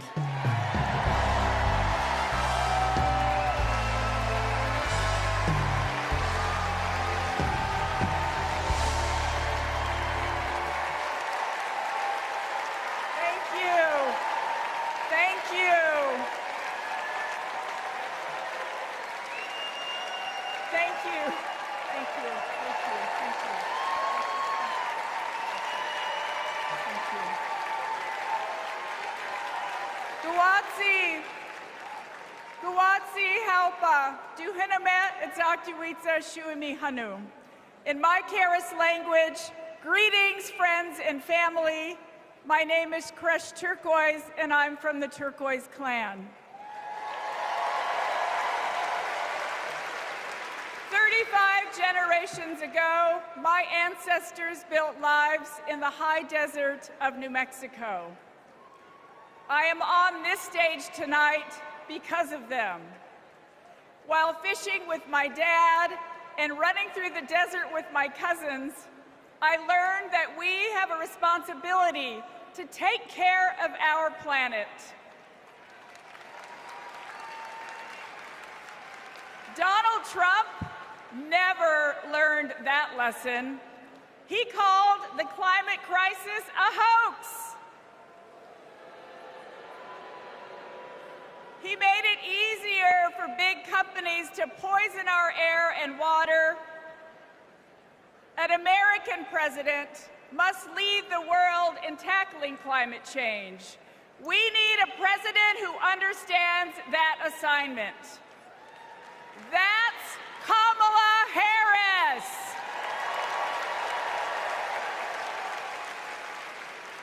I know her record.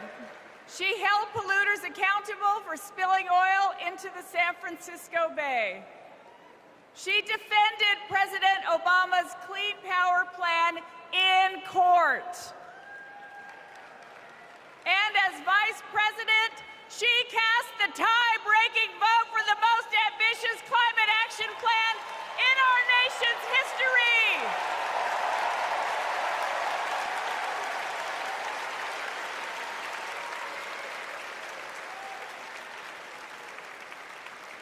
Kamala Harris and Tim Walz will fight for a future where we all have clean air, clean water, and healthy communities.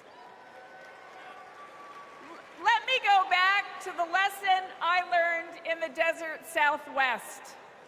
We all have a role in protecting our Earth for future generations. So let's all be fierce, and let's make Kamala Harris the next President of the United States. Thank you all so much. Thank you. Thank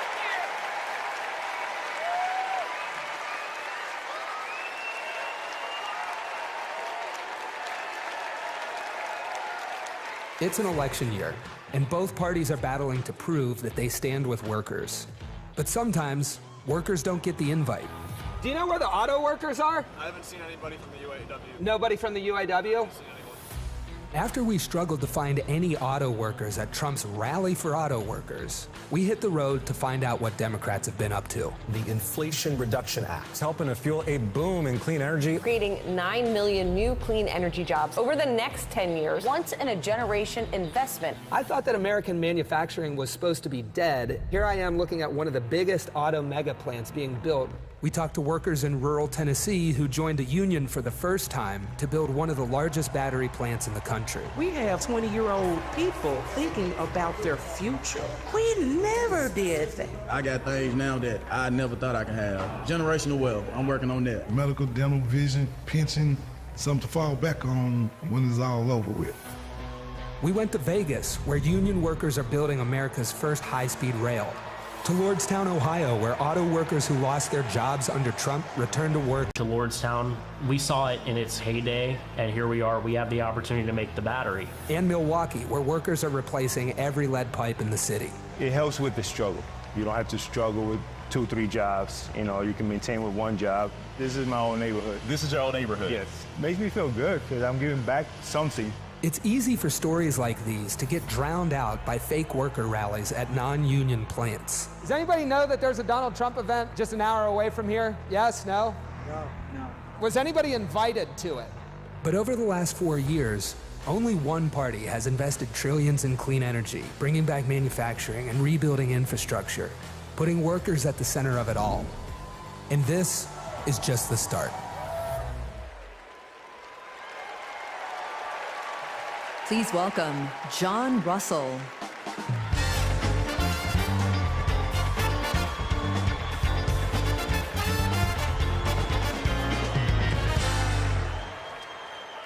Hello, America.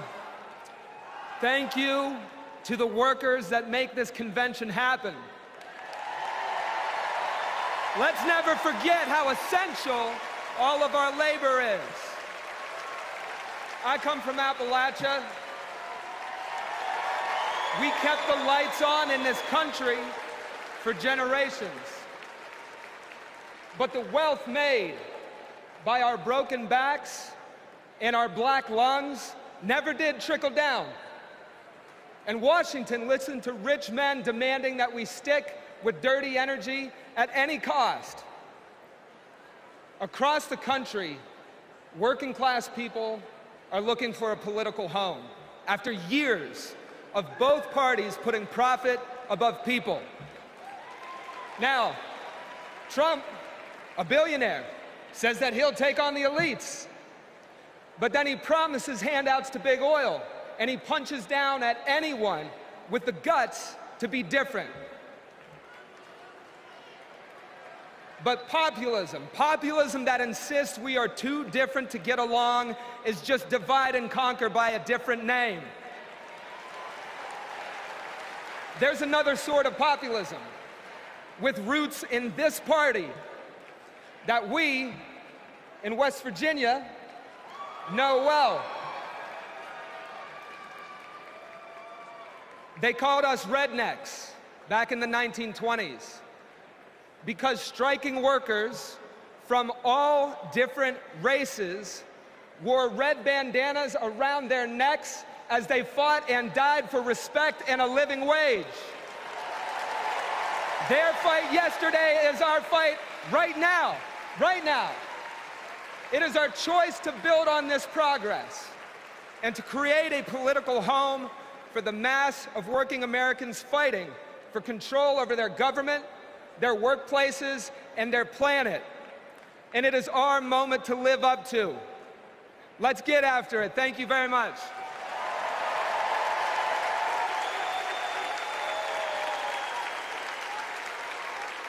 Don't know why, but I feel like When Artiva students passed one of the first climate justice policies in our nation, Vice President Kamala Harris showed up. She came to highlight our initiatives, because she believes in us. Last year, my dad retired after spending more than 30 years working at one of our country's most polluting power plants. Donald Trump doesn't care about people like my dad. I know Vice President Harris will put working families ahead of big oil billionaires. Kamala Harris approaches climate policy through the eyes of future generations, like mine. As new voters and as new leaders, I'm excited to join Harris in the fight for our future.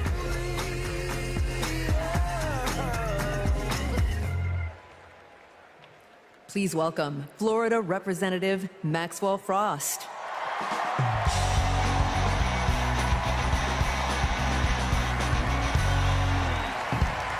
I'm Maxwell Alejandro Frost, and I'm proud to be the first member of my generation in Congress. I'm also proud to represent Central Florida.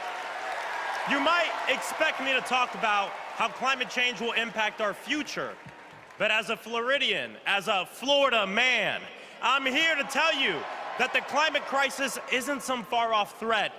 It is here. Donald Trump and J.D. Vance think they can divide us by saying this crisis is some type of hoax. But I've walked the streets of communities that have been forced to rebuild after hurricane flooding destroyed their homes. I've heard the stories of immigrant farm workers made to work in horrid conditions exacerbated by this crisis. And I felt the scorching record heat and know that climate change can sometimes feel like an unstoppable force. But with our movement and with organizing and an administration that cares, we are making progress. Kamala Harris and Joe Biden have proven that tackling this crisis creates jobs, that investing in clean energy protects our health, and that investing in mass public transit builds strong communities. And we must always remember that peace is essential to our climate and war destroys our environment. This election is about every drop of water that we consume and every breath we breathe. Fighting the climate crisis is patriotic. And unlike Donald Trump, our patriotism is more than some damn slogan on a hat. It's about actually giving a damn about the people who live in this country. Because when you love somebody, you want them to have clean air. When you love somebody, you want them to have safe drinking water. And when you love somebody, you want them to have a dignified job. And so, America, it's simple. Let's get to work and elect Kamala Harris and Tim Walz for our planet, for our future, for our present, and for our people. God bless.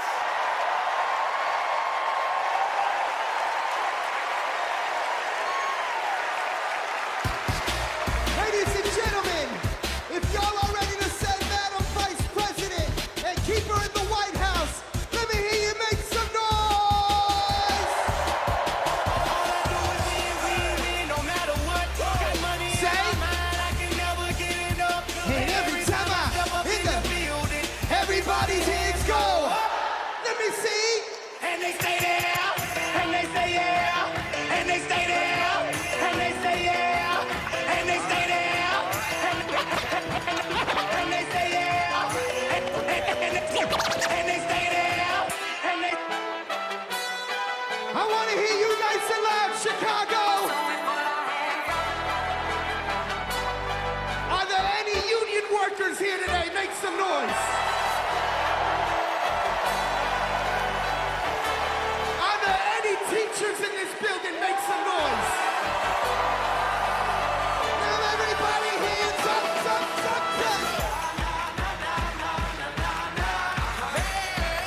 Whoa. Thank you, ladies and gentlemen. I'm DJ Metro. We'll be back for more.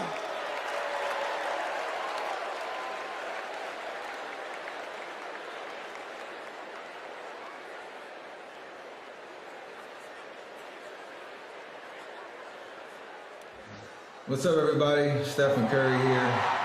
I know you all know I play for the Golden State Warriors, but man, what a great honor it was to represent Team USA and go out there and win that gold medal at the Olympics this summer. And that unity on and off the court reminded us all that together we can do all things and continue to inspire the world. That's why I believe that Kamala, as president, could bring that unity back and continue to move our country forward. This is about preserving hope and belief in our country, making sure families can be taken care of during their most precious times. I got to visit Kamala with my team in the White House last year, and I can tell you one thing I knew then and I definitely know now. The Oval Office suits her well. So in the words of Michelle Obama, do something. Go vote. Be active. Let's show out in November like never before. It's been an honor for me to represent our country. It's an honor to support Kamala. So let's all do our part. God bless. Please welcome Democratic nominee for U.S. Congress in Alabama, Shamari Figures.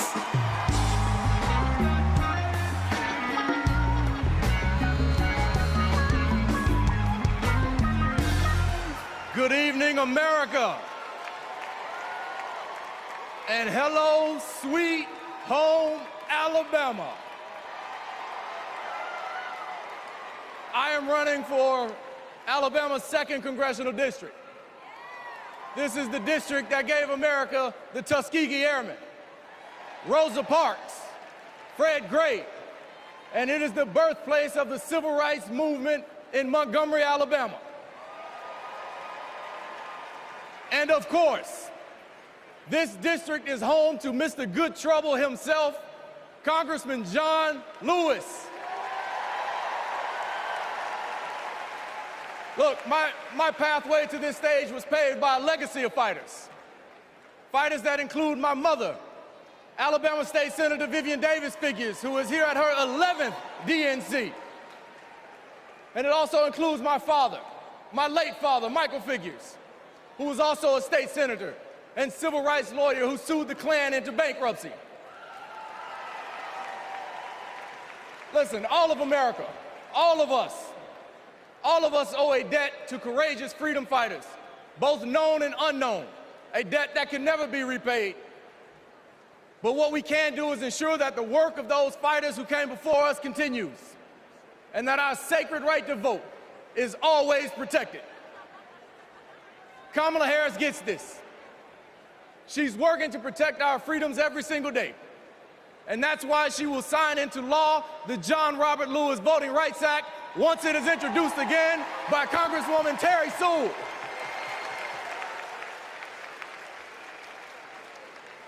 Listen, America, a California poet named Kendrick Lamar recently reminded us that sometimes we gotta pop out and show them. Well, America, it's time we pop out and vote. It's time we pop out from California to Alabama and all across America, and we show them that we are not going back, we are going forward, and we are going forward with Kamala Harris as the next president of the United States of America. Thank you, God bless you, roll tide, let's go win this thing.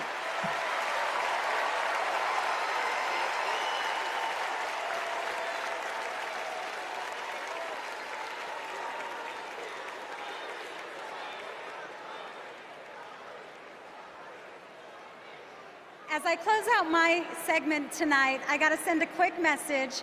Madrecita querida, I love you. Kamala Harris and Tim Walz understand what everyday Americans are going through because, unlike Donald Trump, they actually grew up in families where every dollar mattered, where everything was earned and nothing was handed to them. Our next speaker knows something about that too. Please welcome my dear friend, our fellow Texan, our next senator, Representative Colin Allred.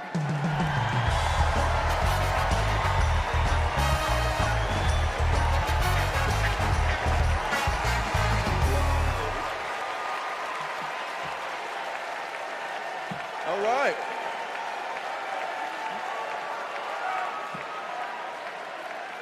Hey everybody, I'm Colin Allred. a congressman from Dallas, dad to 2 perfect little boys. And this November, I'm going to beat Ted Cruz.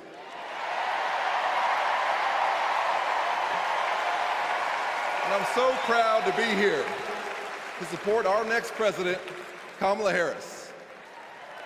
You know, like Kamala, I was raised by a single mom. Mom was a public school teacher who often worked 2 jobs to make ends meet. So when we talk about lowering costs, I think about the times when we went to the grocery store when I was growing up and swiped the debit card and said a little prayer. But my mom and my community in Texas gave me a chance to chase my version of the American dream. I played football at Baylor and in the NFL before becoming a civil rights lawyer and representing my hometown in Congress. Now I'm the guy who's going to turn Texas's Senate seat blue.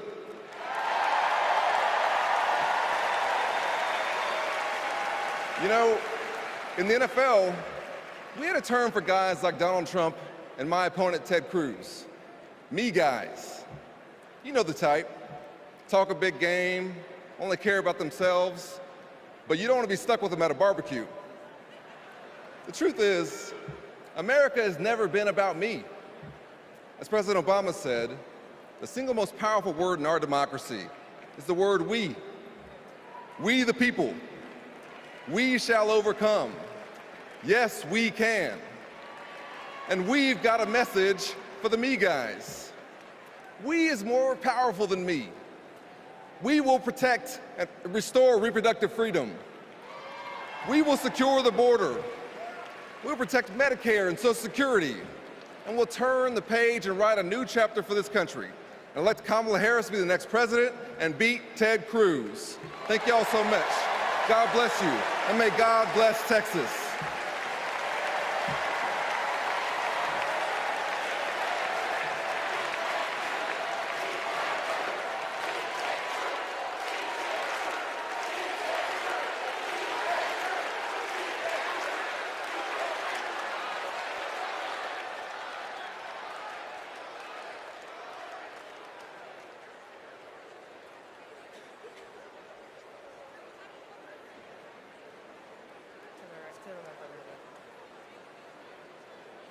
I'm Anya Cook.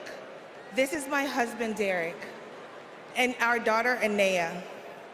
2 years ago, a miscarriage nearly killed me. At 16 weeks, my doctors told me to prepare for a stillbirth. I needed care. But my state's abortion restrictions kept it from me. I miscarried in a bathroom. I'll never forget my husband's face as he tried to stop the bleeding, trying to do what doctors should have been doing. When I reached the hospital, I'd lost nearly half the blood in my body. I can't change the past, but we can choose a different future.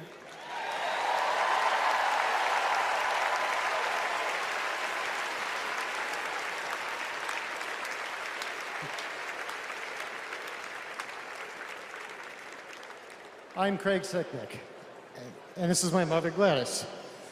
My brother was a U.S. Capitol Police officer, Brian Sicknick, a hero who died after defending our country on January 6th.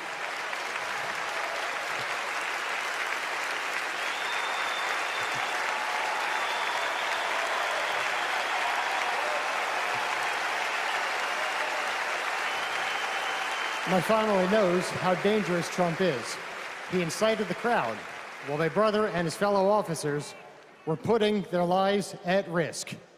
We need a real leader, not an autocrat who is stuck in the past. Brian, we miss you every day.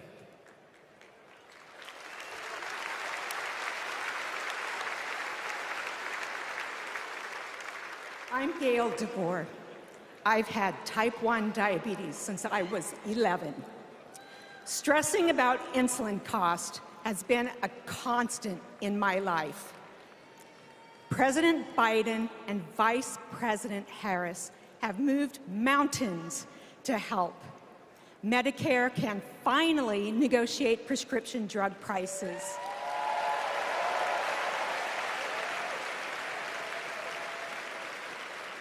Insulin is capped at $35 for Medicare recipients. And when elected, Kamala Harris plans to extend that cap to the rest of us. That's the future I want. That's the future I am voting for.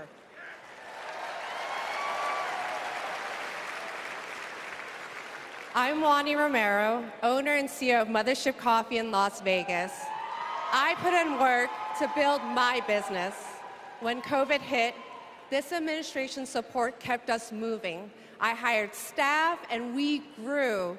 We've more than doubled in size since the pandemic, and it's just not us.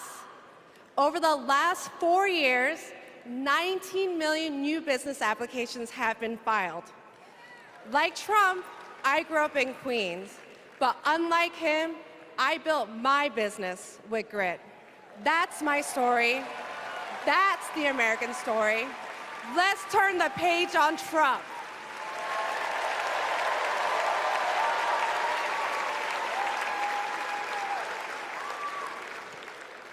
I'm Eric Fitz, and these are my sons, Christian and Carter.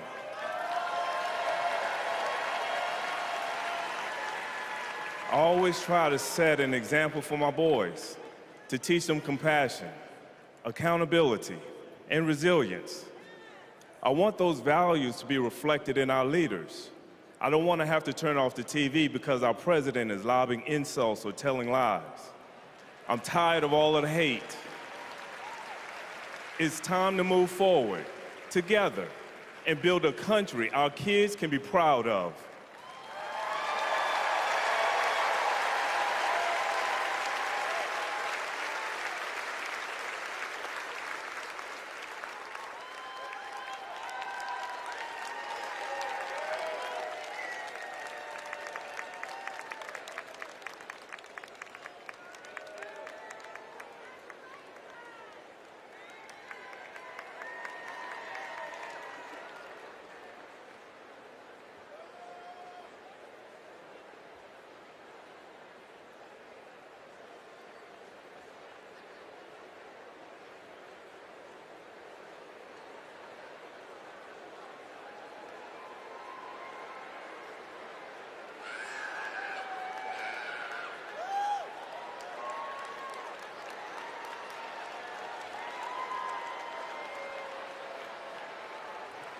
Please welcome the Bulls' official drumline, Chicago's own Pack Drumline.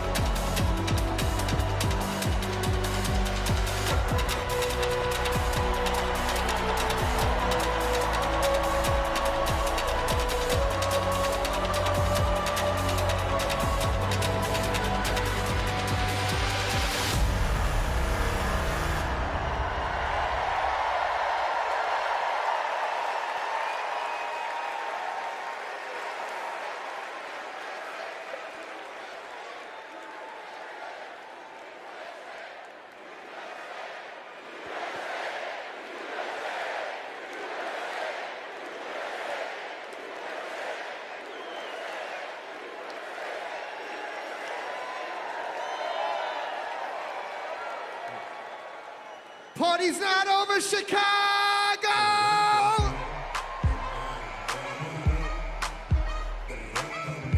What I want to see is those flags and those hands up in the air. Help me sing it out nice and loud. Y'all ready to get down and party with me one time? DNC say. 3, 6, 9, damn, that's fine. Say it to me one more time and go. Get low, get low, get low, get low, get low, get low. To the window, to the wall, to the wall. To the sweat drop down my body.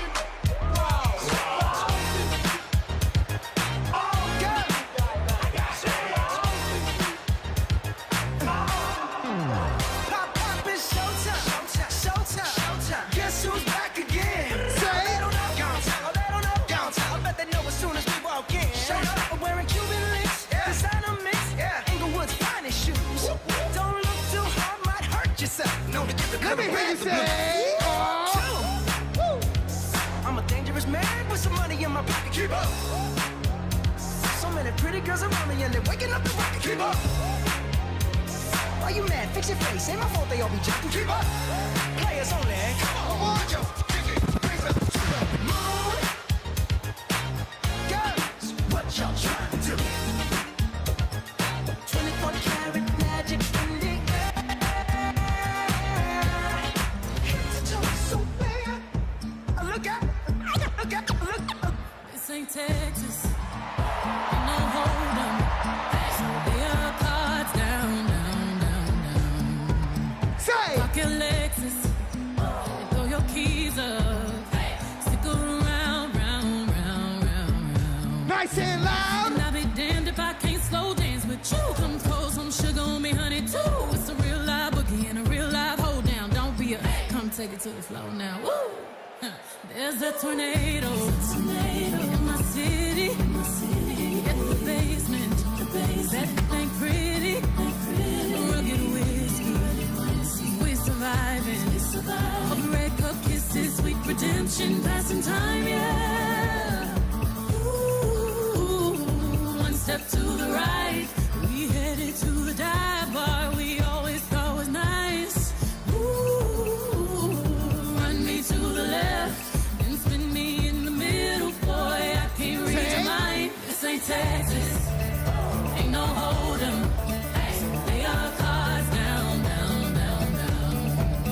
So pop your Lexus, throw your keys up, stick around. One more time, nice and loud. And I'll be damned if I can't slow dance with you. Come pour some sugar on me, honey, too. It's a real live boogie and a real live hold down. Don't be a anchor, take it to him.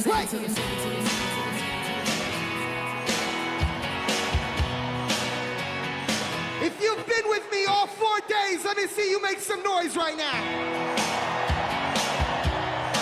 And if this is your first convention, let me hear you make some noise. I was born in a small town, and I live in a small town.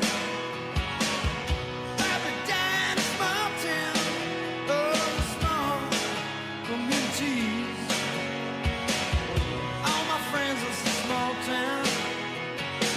My parents live in the same small town. My job is a small town, provides little opportunity.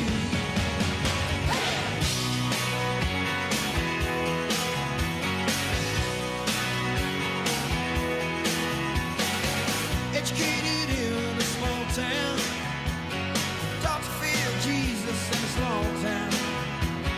Used to daydream in that small town, another boring romantic gets me. But I've seen it all in a small town, had myself a ball in a small town. Met an LA dollar, brought him to this small town. That small town, just like me. Hold on inside. No, I cannot forget from where it is that I come from. I cannot forget the people who love me. Yeah, I can be myself here in this small town, and people let me be just what I want to be.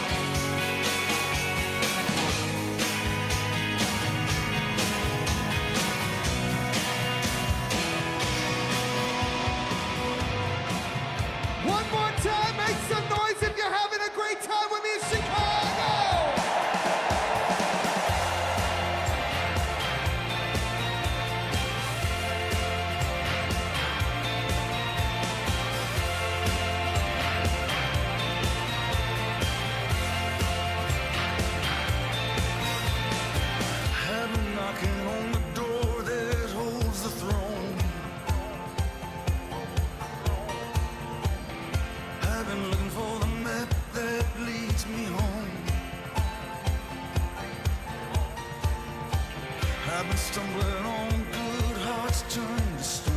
The road of good intentions is gone dry as a bone. We take care of our own. And we say, we take care of our own. One more, wait.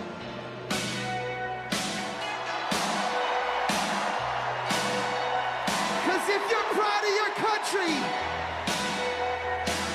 and you're ready to say, Madam VP, and keep her in the White House, make some noise.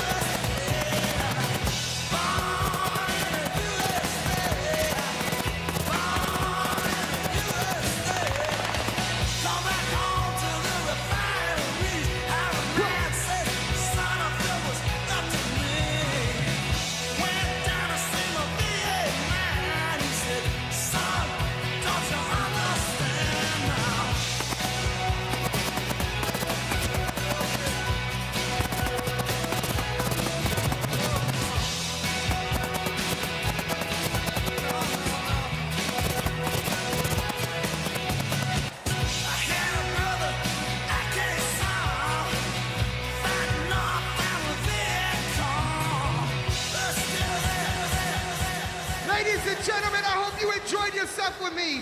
My name is DJ Metro from Chicago. Thank you for having me.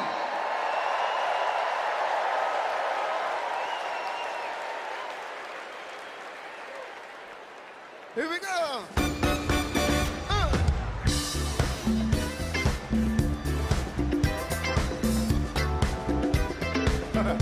Knock me out.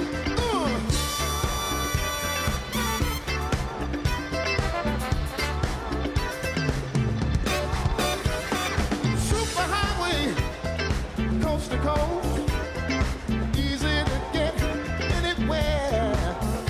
On the transcontinental overload, to slap behind the wheel. How does it feel? There's no destination. Too far, and somewhere on the way. You might find out who you are, living in America. Eye to eye, station.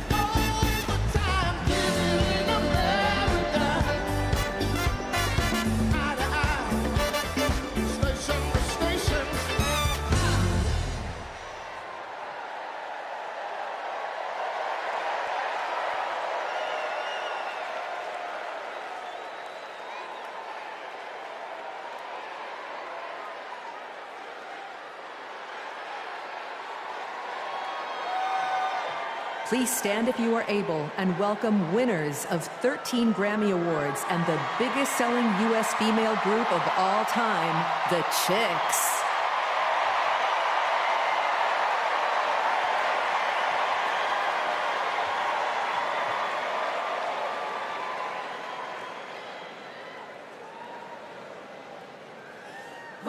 Oh, say, can you see by the dawn's early light what so proudly we hailed at the twilight's last gleaming, whose broad stripes and bright stars through the perilous fight o'er the ramparts we watched were so gallantly streaming, and the rockets' red glare, the bombs bursting in air, gave proof through the night that our flag was still there.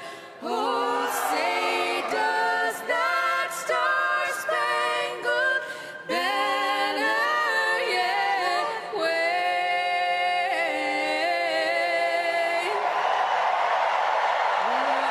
Land of the free and the home of the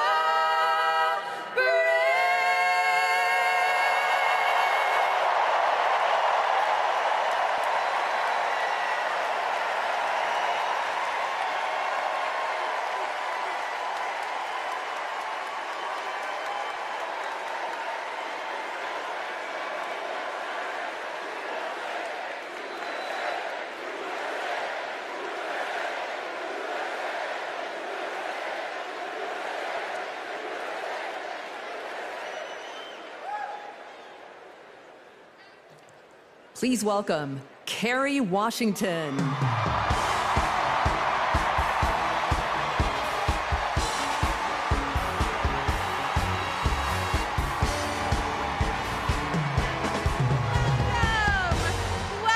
to the final night of the Democratic National Convention.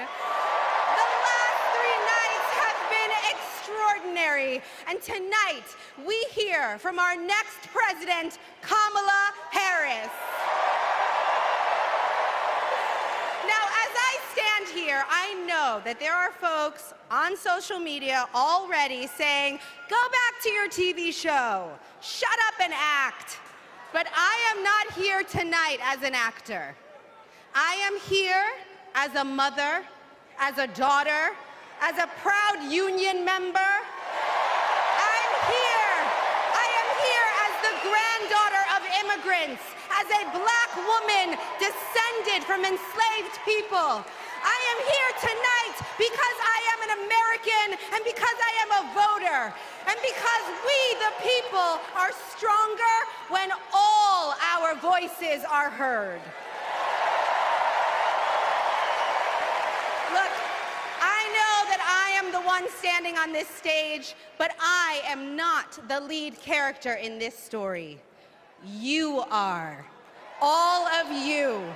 You are the messengers. You are the fixers. Dare I say it, you are the Olivia Popes. You are the superheroes saving this democracy. It is you, not me, who have the greatest power to convince your loved ones to vote. So, just like Michelle Obama told us, let's do something. Let's make a video. Everybody take out your phones. Everybody take out your phones. We're gonna make a moment. Can somebody bring me my phone? I wanna capture this historic moment and share it with the people that we love. Oh, hi!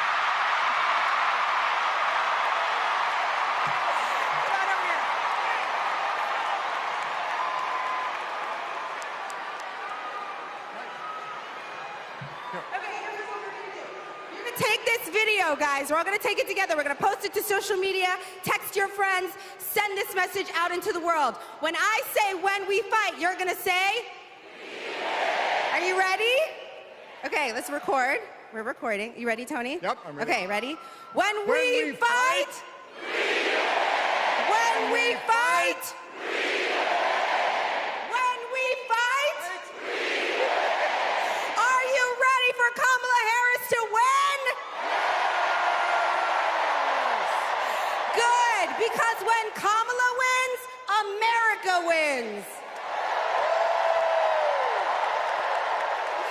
We did it! We did it, Joe! Thank you, Tony. I don't get to stay? No, you gotta go. Bye, everybody. Tony Goldwyn, ladies and gentlemen! Okay, so listen. It's come to my attention that there are some folks who struggle or pretend to struggle with the proper pronunciation of our future president's name. So, hear me out. Confusion is understandable. Disrespect is not. So tonight, we are going to help everyone get it right. Here to help me are some very special guests.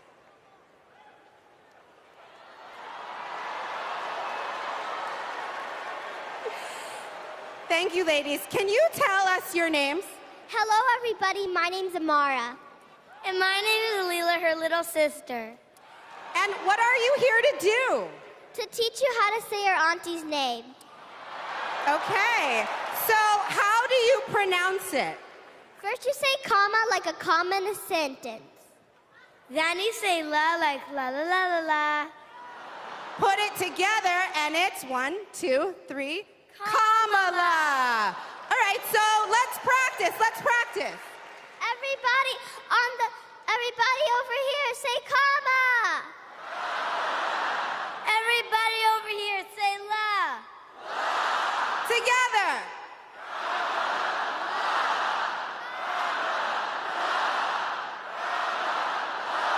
For president!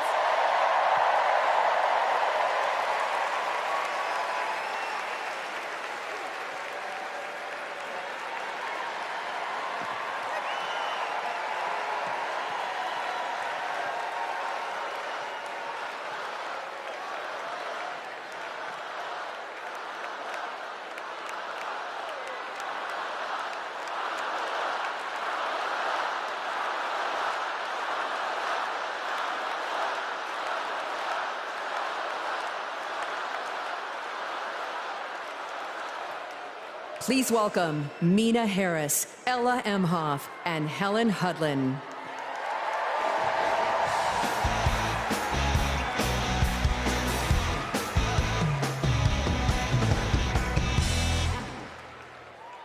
Hi, I'm Mina. I'm Ella. And I'm Helena. I grew up in Oakland, California, in a house full of extraordinary women. My mom, my grandma, and my auntie, who showed me the meaning of service, helping her sister, a 17-year-old single mom, fighting for justice for the American people, and still cooking Sunday family dinner. She guided me, now she's guiding my own children, and I know she'll guide our country forward. Kamala came into my life when I was 14. Famously a very easy time for a teenager. Like a lot of young people, I didn't always understand what I was feeling. But no matter what, Kamala was there for me. She was patient, caring, and always took me seriously. She's never stopped listening to me, and she's not going to stop listening to all of us.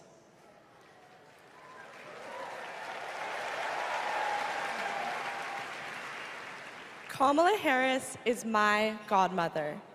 To me, her advice means everything.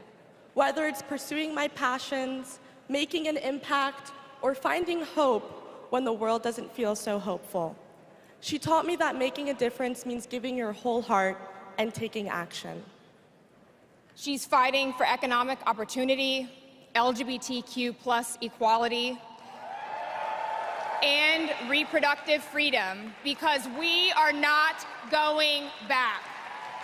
She's fighting for social justice, health justice, environmental justice, and she isn't alone. We're all in this fight together. So let's keep up the fight, let's keep up the joy. And let's elect this extraordinary woman as our next president.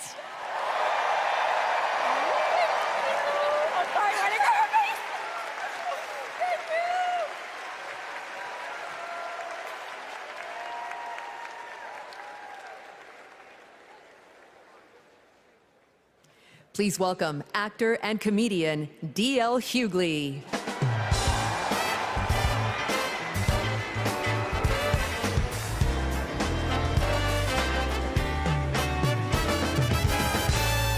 Hey now, hey Chicago, how y'all doing?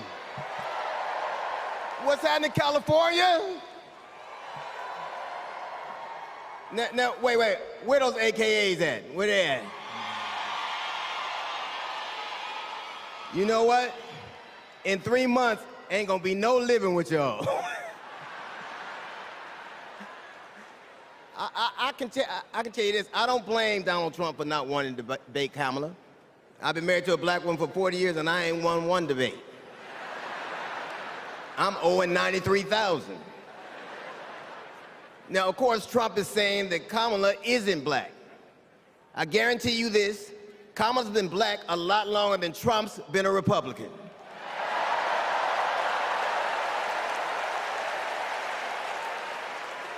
And if he keeps sliding in the polls the way he is, the only way he can keep Kamala out of the White House is if he buys it and refuses to rent it to her.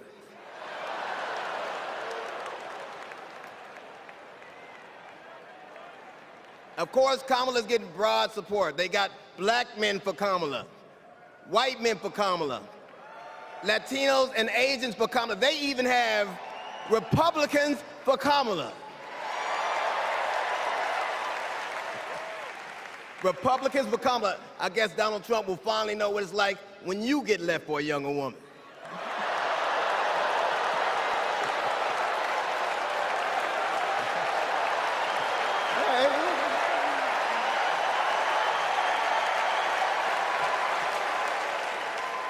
But seriously, Kamala knows the truth about the American dream, that hard work is not enough, hard work alone is not enough to succeed, that you need access and information and opportunity. And she knows that some folks are often denied those very things. As president, she will give each and every one of us a fair shot in life. But I have to admit, I didn't always believe that. I mean, if you told me the 15-year-old me would be on stage supporting a prosecutor and a teacher,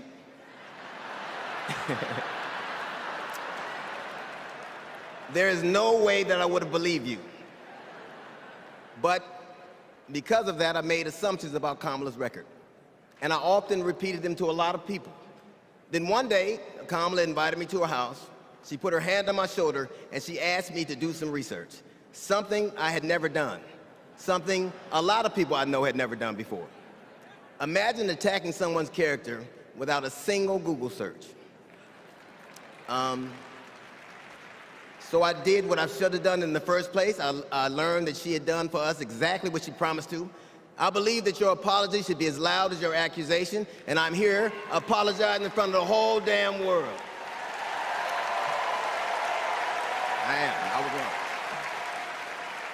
I was wrong, and I'm so very glad I was wrong because, Kamala, you give me hope for the future, a future where my grandchildren, Nola and Stevie, had the freedom to control their own bodies, where they have the opportunity to go as far as their wits and their talents would take them. That future, ladies and gentlemen, is possible, but only if we elect Kamala Harris as the 47th President of the United States of America.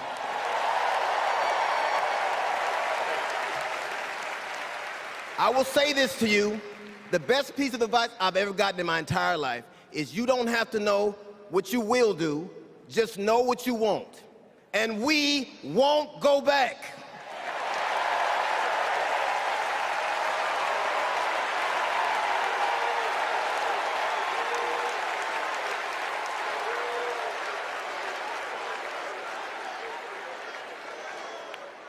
The energy in this room is electric.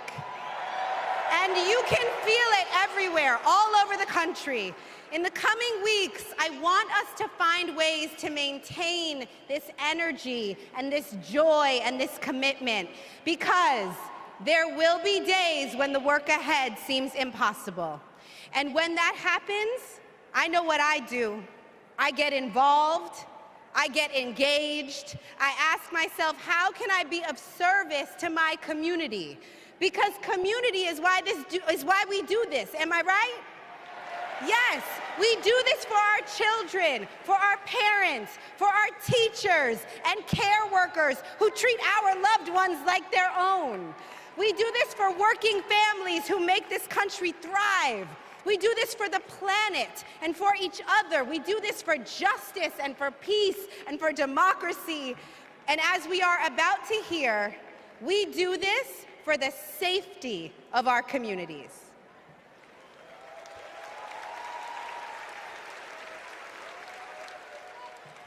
Please welcome Genesee County, Michigan Sheriff Chris Swanson.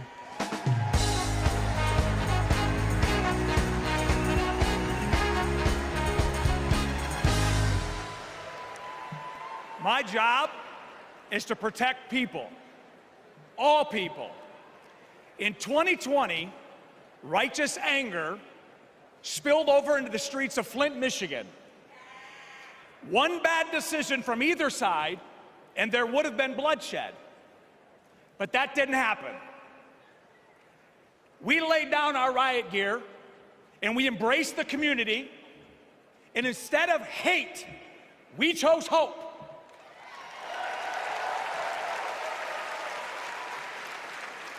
On January 6th, the opposite occurred. That day was paved with division, deceit, and denigration. Police officers were attacked that day. It could have been stopped. We need a leader who will embody what's affixed to all three sides of my sheriff patrol cars: protect, serve, and unify. Kamala Harris is that leader.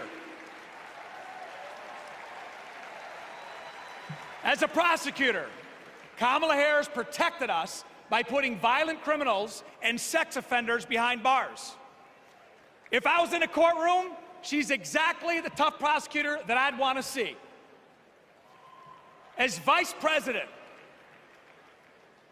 she served America by keeping us safer. And I can testify firsthand, where I come from, crime is down and police funding is up. As president, Kamala Harris will unify our country. She will bring us together because our country needs a leader who will go toe-to-toe with drug cartels and bullies. One who has already taken the oath, raised her right hand to advocate for the people. I can tell you in 2020, we were able to turn a protest into a peaceful movement by walking together. One city, one community, and one country. America, let's walk. Let's walk. Let's walk together and let's elect Kamala Harris and turn hate into hope yet again. Thank you.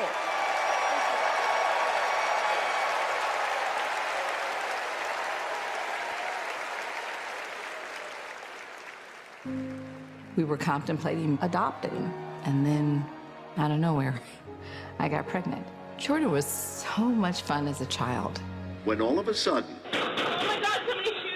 3 of those rounds he aimed at Jordan. Jordan didn't deserve to die that way. Reports of an active shooter at a high school. These students have now lived through so many of these shootings since they were born almost. We were praying and crying. I don't know how we're alive.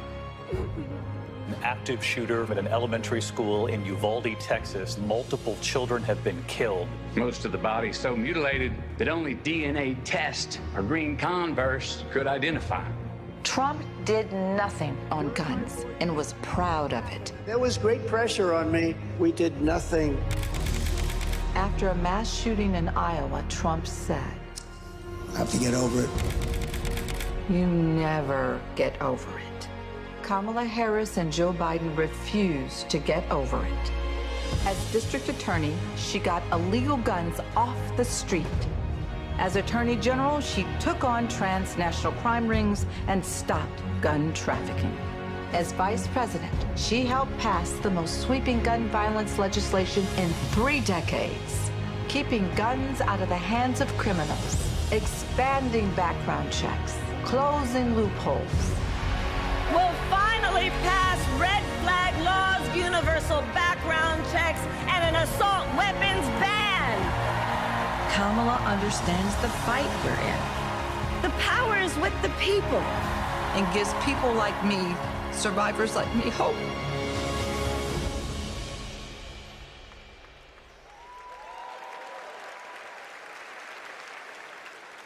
When I worked for Everytown Please for gun welcome safety. Georgia Representative Lucy McBath.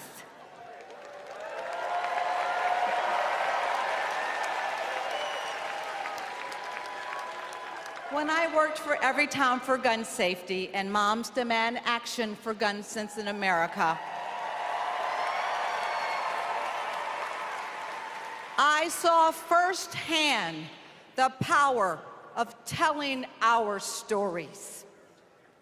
You've just heard mine, but there are many more to tell.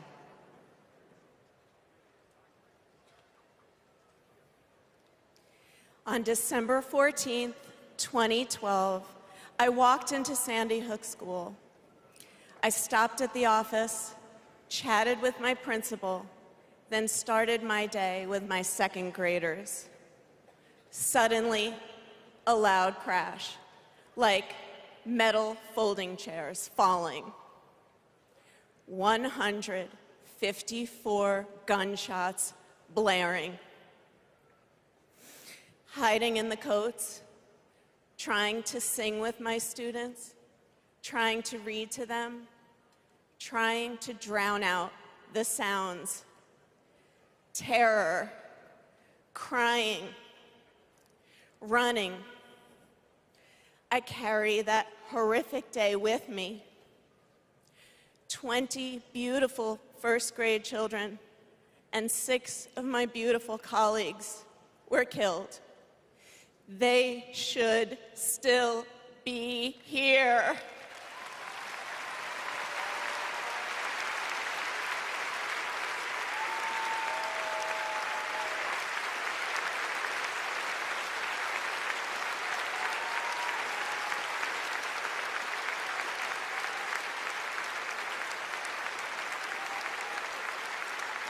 It's 10:30 a.m. at Robb Elementary in Uvalde.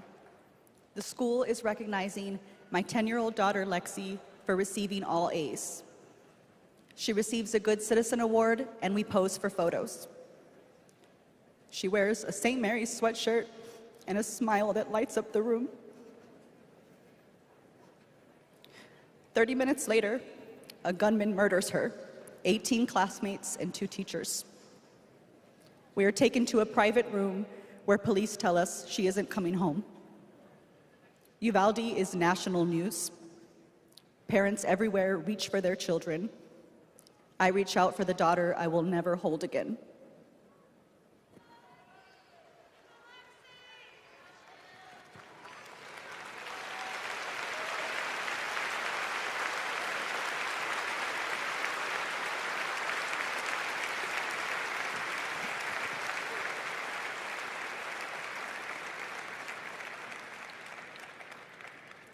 My niece, Sandy Patrice, was 22. She drove to Myrtle Beach for sun and fun and motorcycle parades. Hours later, my phone rang. Shooting on the beach. No one can find Sandy. I stayed calm. You see, my mother, Patricia Ann, had been shot and killed by an abusive partner. I was calm then, too. I got to handling business. I called relatives, the police, hospitals, and I kept calling, voice steady, heartbeat pulsing. Then I was connected to the coroner. 10 years of waiting, and Sandy's murder is still unsolved. I'll keep calling, and I'll keep fighting.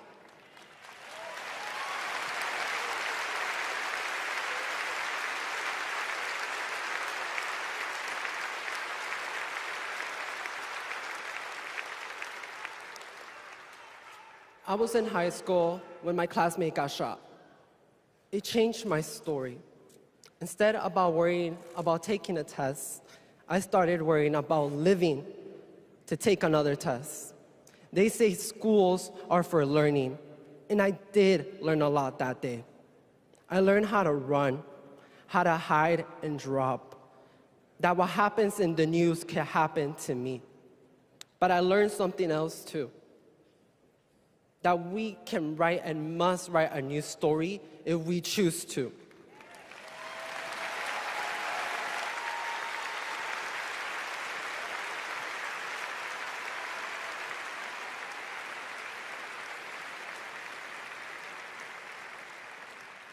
Ours are stories of loss. But make no mistake, our losses do not weaken us. They strengthen our resolve. We will secure safer futures that we all deserve. We will organize. We will advocate. We will run for office.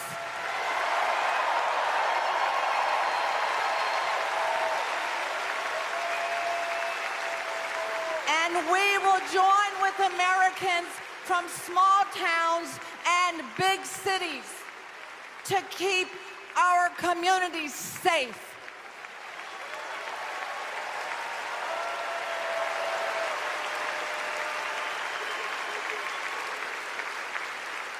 And we will elect leaders like Kamala Harris, who won't just empathize, but will act.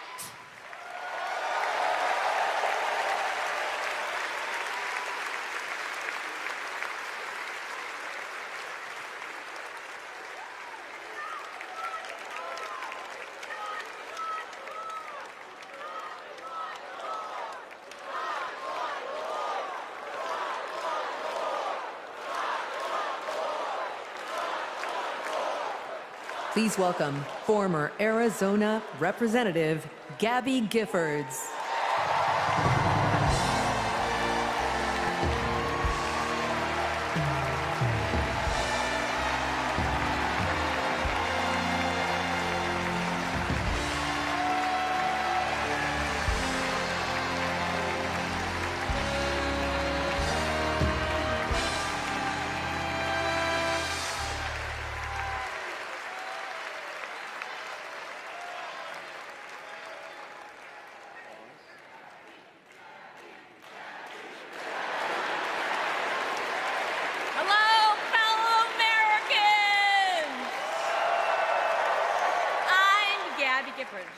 I was born in the great state of Arizona.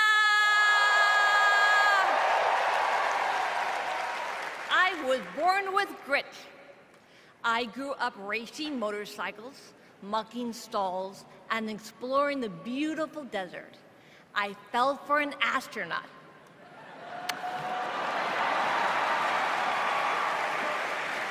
For 5 years, I served in Congress from a swing district. Everybody called me a rising star. Then on January 8th, 2011, a man tried to assassinate me. He shot 19 people. He killed 6. Terrible, terrible day. I almost died, but I fought for my life and I survived.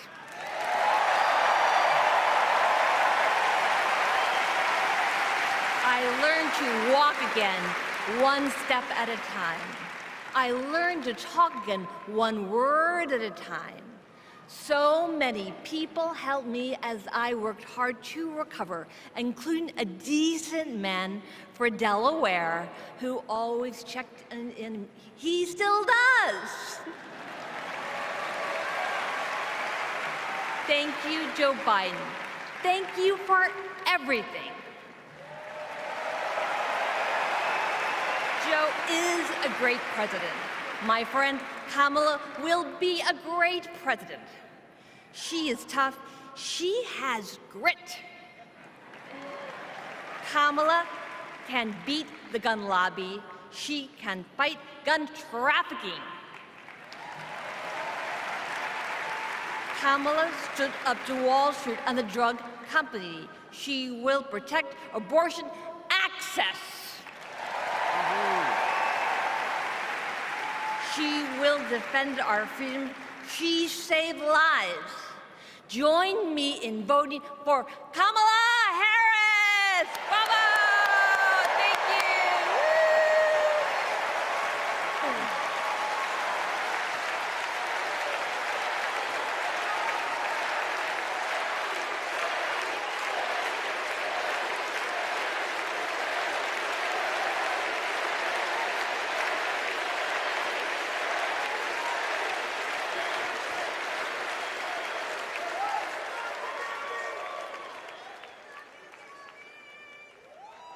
Don't know why, but I feel like I had the honor of meeting Vice President Harris when I got to introduce her when she spoke at my high school about gun violence. Parkland happened, and all I could think about is that I wanted to keep my kids safe. On July 4th, 2022, I was next in line to walk in the Highland Park Independence Day Parade when gunshots erupted. 7 people were shot and killed, and 48 more were injured. Vice President Harris has been a gun sense champion since she was our California AG. We have 2 options in November. We have Kamala Harris, who has already proven her leadership in the Biden-Harris administration. They passed the first ever comprehensive gun reform in 30 years. Meanwhile, Donald Trump has cozied up to the NRA and the gun lobby. I have full confidence in Vice President Harris that she's dedicated to and committed to finding a solution to end gun violence.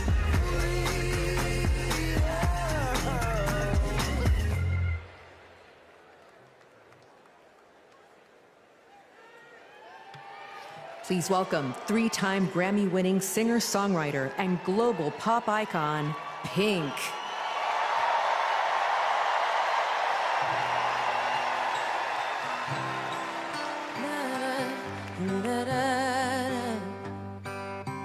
We're searchlights we can see in the dark. We are rockets pointed up at the stars. We are billions of beautiful hearts. You sold us down the river too far. What about us? What about all the times you said you had the answer? What about us? What about all the broken happy ever afters? Oh, what about us? What about all the plans that ended in disaster? What about love? What about trust? What about us? We are problems that want to be solved. We are children that need to be loved. We were willing, we came when you called. But man, you fooled us. Enough is enough. Oh, what about us? What about all the times you said you had the answer? What about us? What about all the broken happy ever afters? What about us? What about all the plans that ended in disaster? What about love? What about trust? What about us? Sticks and stones, they open. I'll be ready. Are you ready? I don't want control. I want to let go. I'll be ready. 'Cause now it's time to let them know. What about us? What about all the times you said you had the answers? So what about us? What about all the broken happy ever afters? What about us? What about all the plans that ended in disaster?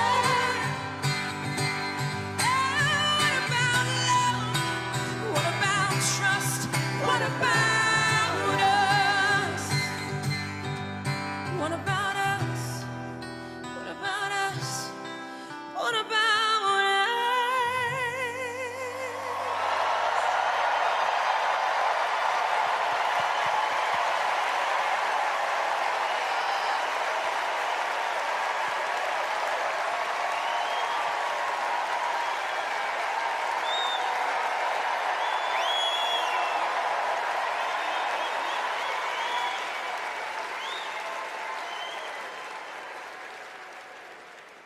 Global security and global prosperity depend on the leadership of the United States of America. And a strong America remains indispensable to the world.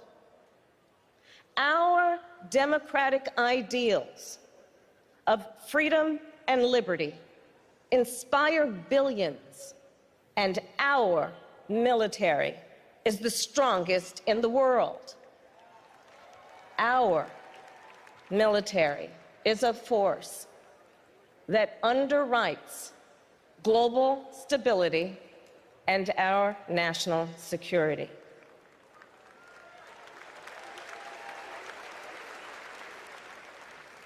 Please welcome Arizona Senator Mark Kelly.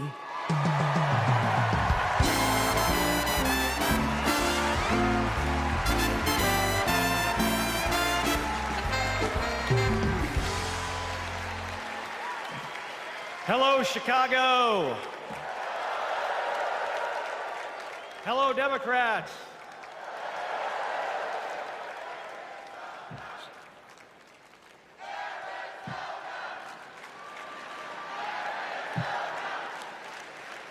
So, President Obama had to follow Michelle. I had to follow Gabby and Pink.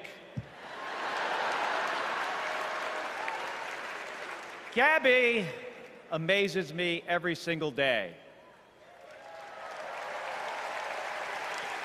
She was able to walk out and address you tonight because she's a fighter. And thanks to a team of doctors, nurses, and especially her speech therapist. We all need a team. I've flown into space 4 times. I've flown into combat nearly 40 times. Not once did I do that by myself. It took a team to accomplish a mission. It always does. I flew in the Navy during the first Gulf War. America rallied our allies to kick out a tyrant who invaded a neighbor.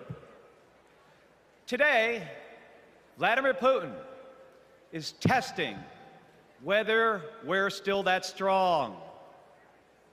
Iran, North Korea, and especially China watch closely.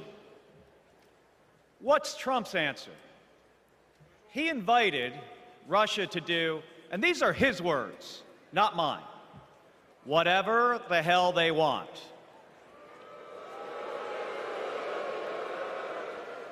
Vice President Harris has always championed America's support for NATO, for Ukraine, and for the Ukrainian people. On the Senate Intelligence Committee, she investigated Russian interference in our election. She defends free and fair elections everywhere. You already know how Trump feels about those. Donald Trump skipped his intelligence briefings. He was too busy sucking up to dictators and dreaming of becoming one himself.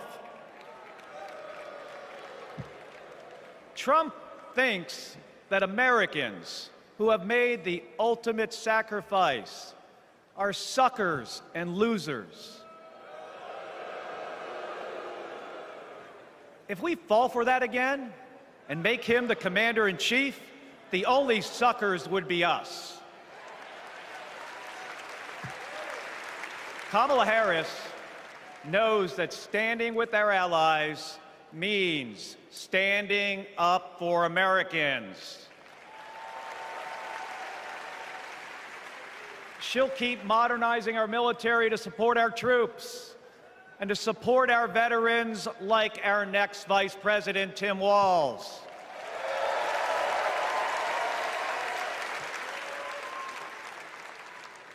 The world laughs at Trump, literally. But folks, it is not funny. When he was president, that meant the world was laughing at us. The threats we face are too serious. The sacrifices our service members make are too sacred. The alliances we've spent decades building are too critical. That's what's at stake now. And the choice isn't even close. But in Arizona and nationwide, this election will be.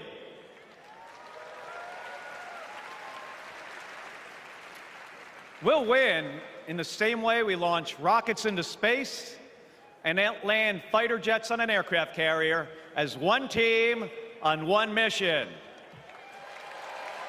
State by state, voter by voter, coming together. No country is better than ours at solving big problems. So, on November 5th, let's prove that America is still the leader the world needs today by electing the leader we need right now, Kamala Harris. Thank you, everybody. Thank you.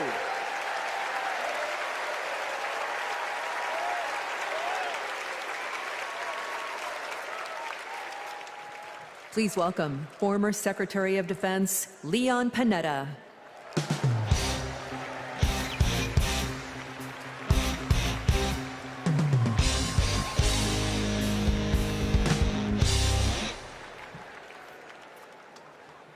My fellow Americans, I'm proud to have served in the Army, the Congress, the White House, Chief of Staff, CIA Director, and Secretary of Defense.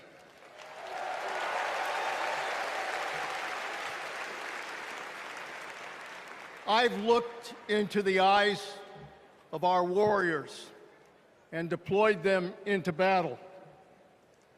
I gave the order directing our Special Operations Forces to fly 2 helicopters 150 miles into Abbottabad at night. And by the time the sun rose, Osama bin Laden was dead.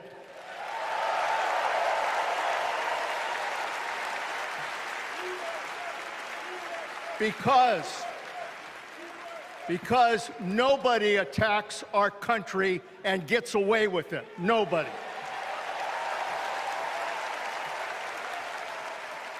That's what our warriors do. That's what our warriors do. Our warriors need a tough, cool-headed commander-in-chief. To defend our democracy from tyrants and terrorists, we need Kamala Harris behind the resolute desk. She knows a tyrant when she sees one. And our allies know a leader when they see one. On the Senate Intelligence Committee and as vice president, she worked with more than 150 world leaders. She's looked our allies in the eye and said, America has your back.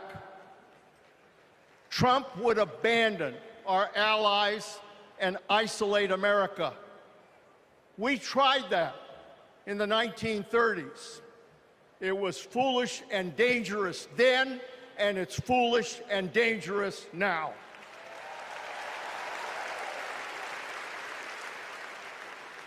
Listen to President Reagan.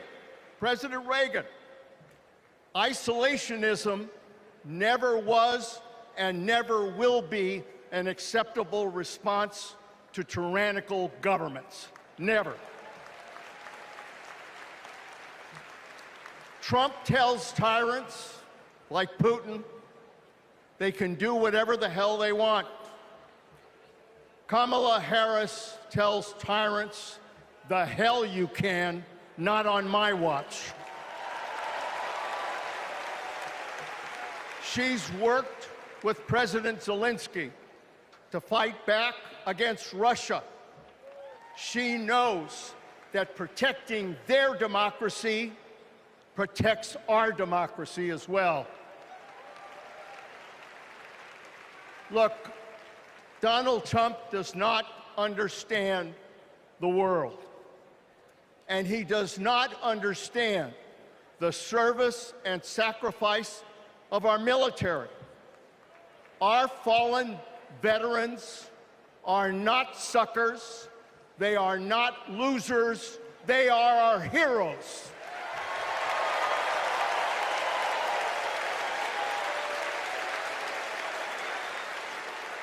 Kamala Harris will honor our veterans. And in Tim Walz, we will have a vice president who has served in uniform honorably for 24 years.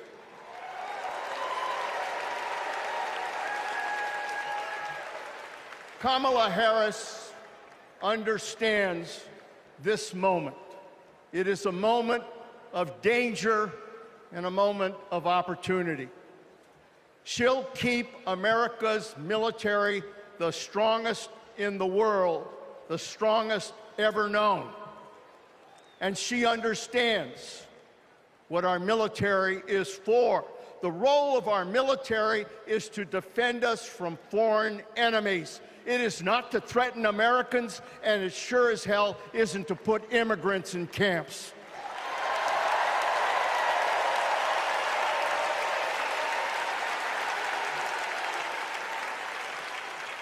Every president since World War II, Republican and Democrat, has shared the belief that America must protect democracy in the world. Every president has honored our veterans and their sacrifices. Every president, but one. So we face a critical choice: to vote for someone who stands with our military and stands up for democracy, or someone who will disrespect our heroes and undermine our democracy. My fellow Americans, there is only one choice. One choice. And let me tell you something. When she takes her oath of office, as she will this January,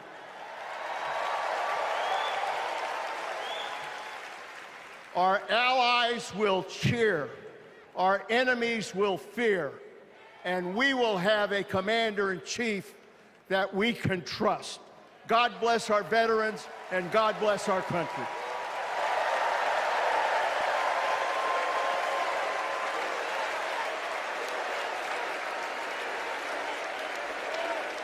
Please welcome Arizona Representative Ruben Gallego.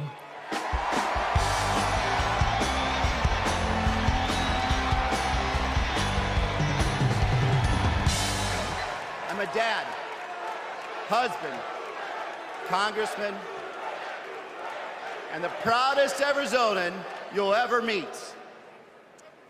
But I am even prouder to be a Marine. Rah!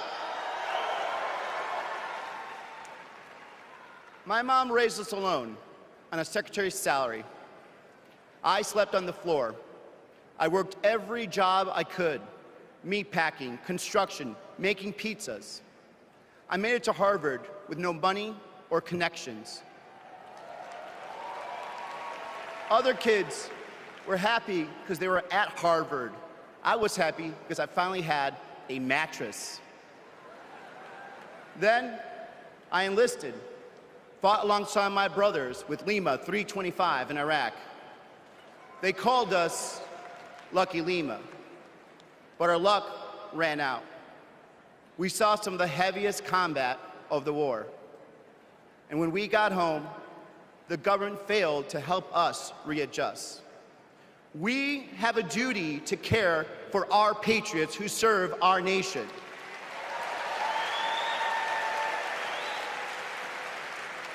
For the Vietnam veteran in Buckeye who relies on the VA for his medication. For the Afghan veteran in Pittsburgh who finally got treatment for his PTSD. For the Marine in Milwaukee who relies on the benefits she earned. For my Navajo brothers and sisters who serve the Marines with me, I remember you too. Kamala Harris and Tim Walz are fighting for them.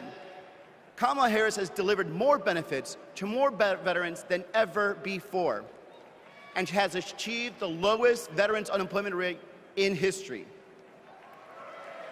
Vice President Harris has stood up for us and our families always. Tim Walz served for 24 years. His passion for veterans earned him respect on both sides of the aisle, and he stands with us too. In fact, let me introduce you to some of the many Democrats who understand what service means, because we put country over politics.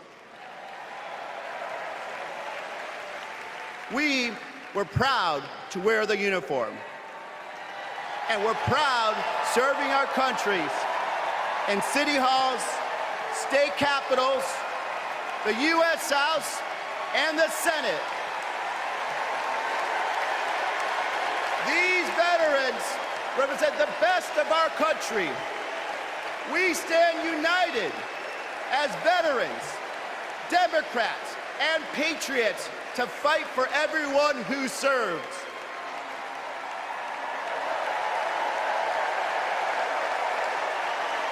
But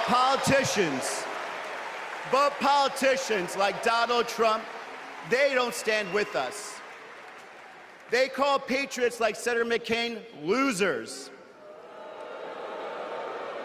John McCain was an American hero. Show some respect. Trump's Project 2025 will slash veteran benefits and force VA hospitals to close across the nation. Show some respect. So, for the 18-year-old who decides to enlist, for the families like mine who prayed every night that their loved one would come home, for our troops stationed thousands of miles away, for my Marines of Lima Company, let's elect Kamala Harris and Tim Walz, who don't just respect our service, but revere it. Because the veterans who defended this country aren't just the reason we can sleep at night. They're the reason we can dream. And together, we'll fight for our veterans and everyone who served our country. Thank you.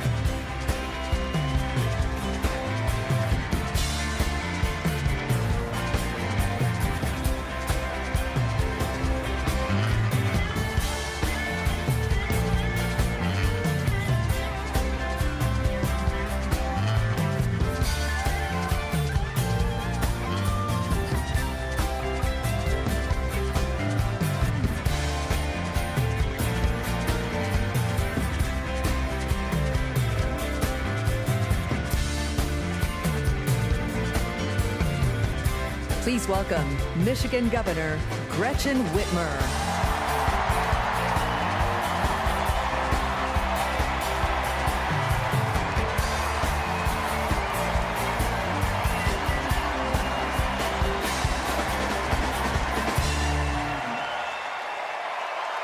I'm Governor Gretchen Whitmer. In Lansing, they call me governor. But in Detroit, they call me Big Gretch.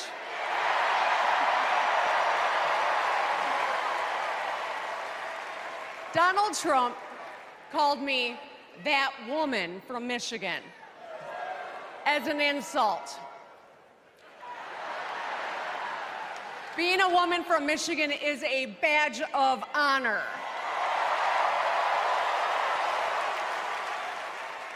Like women across America, we just GSD. Get stuff done. At 29, I joined the sandwich generation. Sandwiched between working and raising my newborn and caring for my mom, who was dying from brain cancer. It was hard, but not extraordinary. It's life. Those nights reminded me who I was fighting for. People just trying to make it. Kamala Harris knows who she's fighting for, too. She took care of her mom, who also battled cancer. As president, she'll fight to lower the cost of health care and elder care for every family. She's lived a life like ours. She knows us. Donald Trump doesn't know you at all. You think he understands that when your car breaks down, you can't get to work? No. His first word was probably chauffeur. You think he's ever had to take items out of the cart before checking out? Hell, you think he's ever been to a grocery store? That's what the chauffeur is for. But Kamala Harris, she gets us. She sees us. She is us.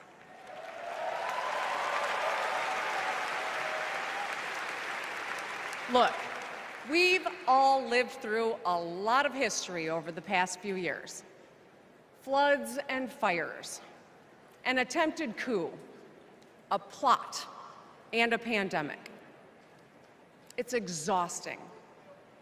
We don't know what the next 4 years will bring. But what we do know is this. Through it all, your life won't stop.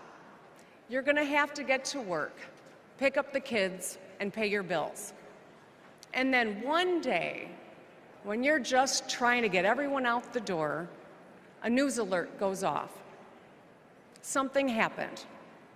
Something hit the fan. You'll ask, is my family going to be okay? And then you'll ask, who the hell is in charge?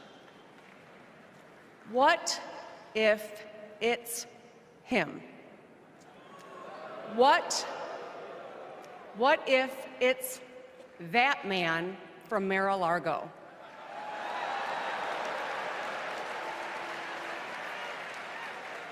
I know, in a crisis, we need someone strong enough to come up with a plan, to tell the truth, and to bring people together.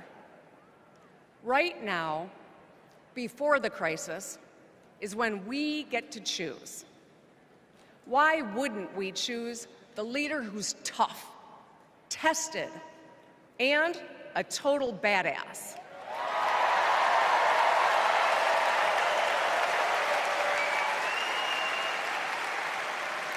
I know who I want as our commander-in-chief.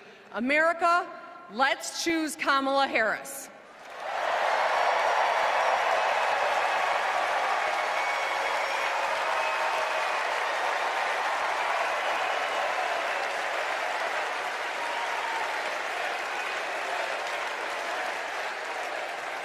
Please welcome actress, director, and philanthropist, Eva Longoria.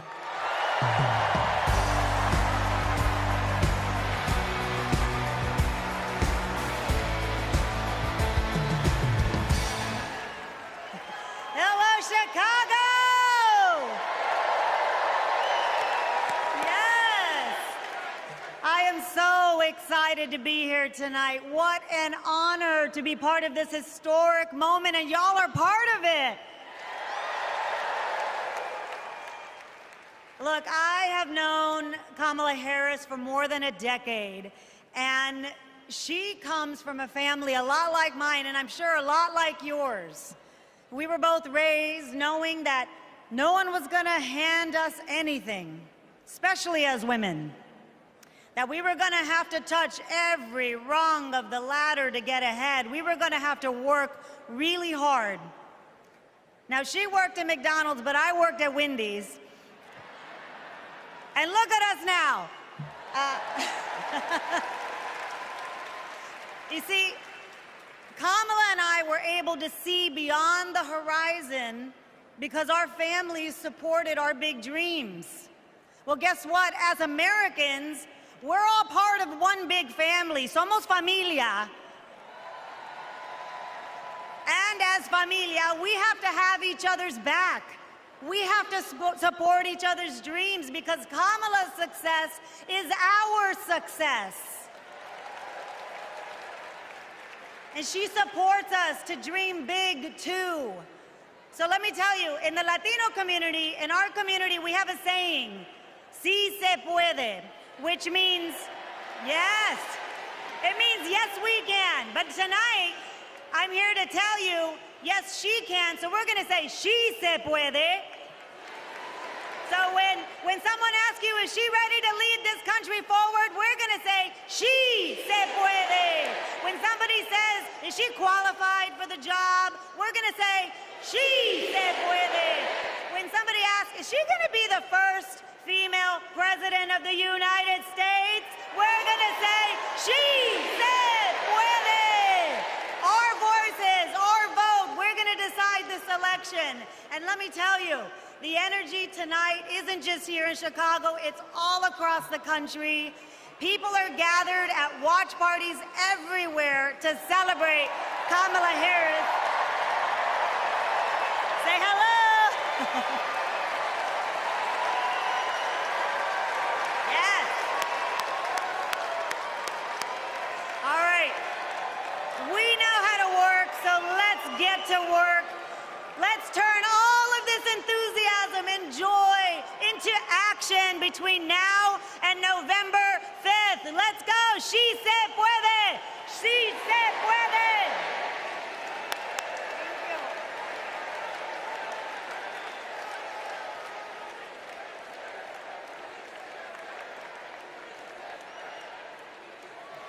Please welcome former Illinois Republican Representative Adam Kinzinger.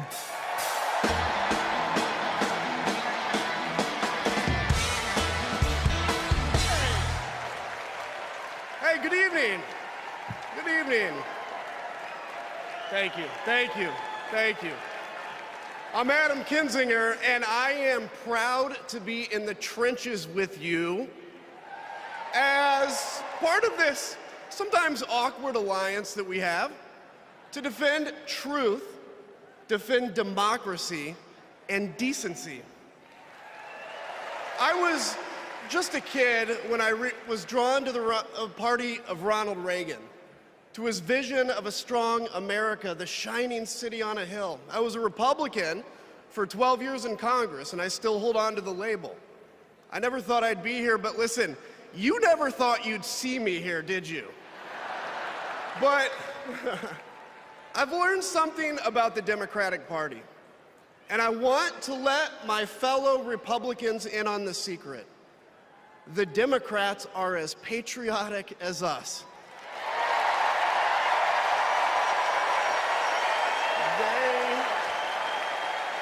They love this country just as much as we do.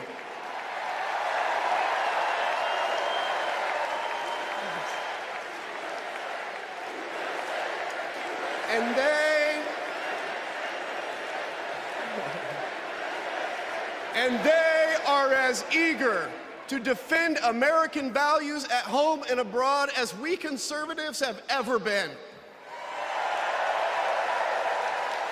I was relieved to discover that because I've learned something about my party too, something I couldn't ignore. The Republican Party is no longer conservative. It has switched its allegiance from the principles that gave it purpose to a man whose only purpose is himself. Donald Trump is a weak man pretending to be strong. He is a small man pretending to be big. He's a faithless man pretending to be righteous. He's a perpetrator who can't stop playing the victim. He puts on, listen, he puts on quite a show, but there is no real strength there. As a conservative and a veteran, I believe true strength lies in defending the vulnerable. It's in protecting your family.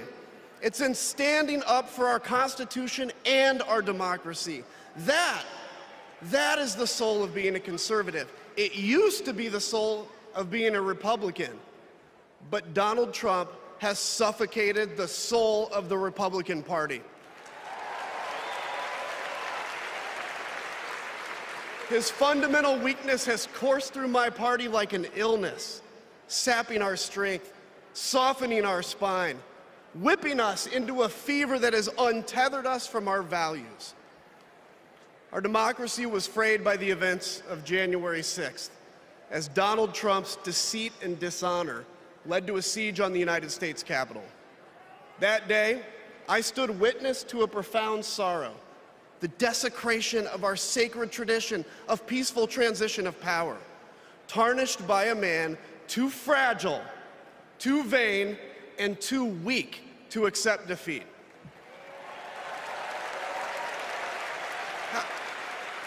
How can a party claim to be patriotic if it idolizes a man who tried to overthrow a free and fair election?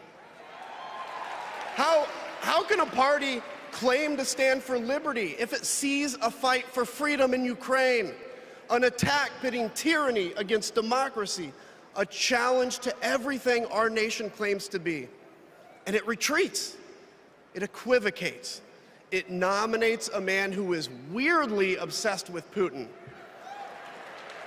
And his running mate who said, quote, "I don't care what happens in Ukraine."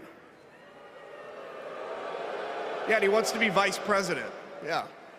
How can a party claim to be conservative when it tarnishes the gifts that our forebears fought for?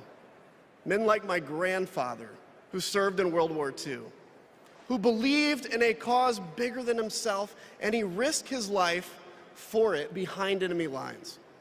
To preserve American democracy, his generation found the courage to face down armies. Listen, all we're asked to do is to summon the courage to stand up to one weak man.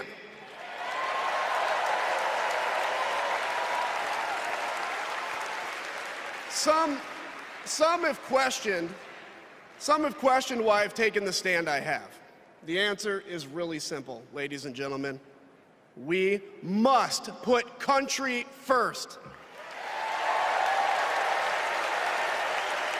And tonight, as a Republican speaking before you, I'm putting our country first.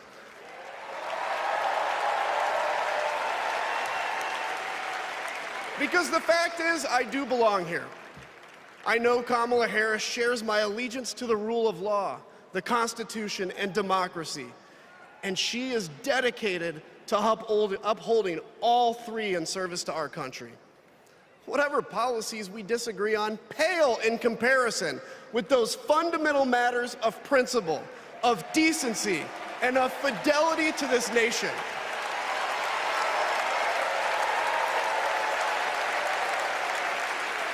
Listen, to my fellow Republicans, if you still pledge allegiance to those principles, I suspect you belong here too. Because democracy knows no party. It's a living, breathing ideal that defines us as a nation. It's the bedrock that separates us from tyranny, and when that foundation is fractured, we must all stand together, united, to strengthen it.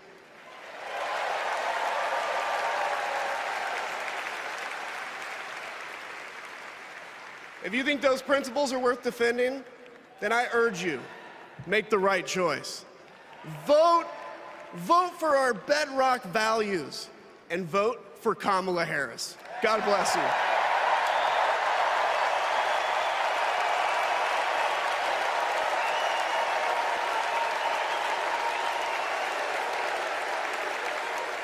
Please welcome lawyer, policy advocate, and sister of the Vice President, Maya Harris.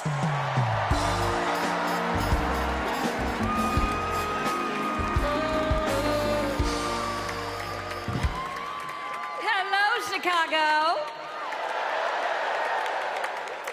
In 1958, a 19-year-old from India left the only country she'd ever known to chart her own path in America. She came here to pursue an education, but she stayed here to build a life. Her name was Dr. Kamala Gopalan Harris.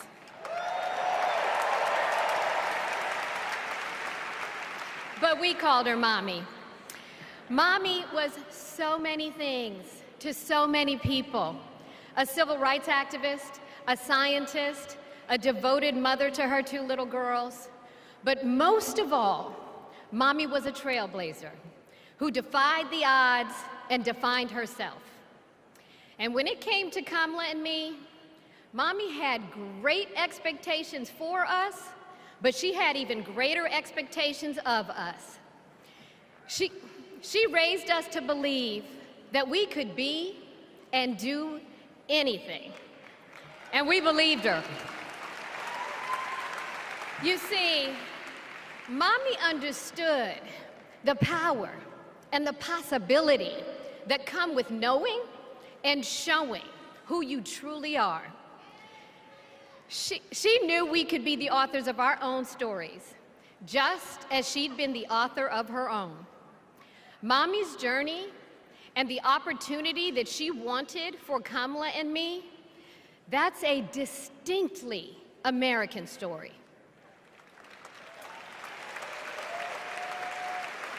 We may all have different histories, different struggles, or different perspectives, but what binds us together is the fervent desire to be free, to fulfill our God-given potential.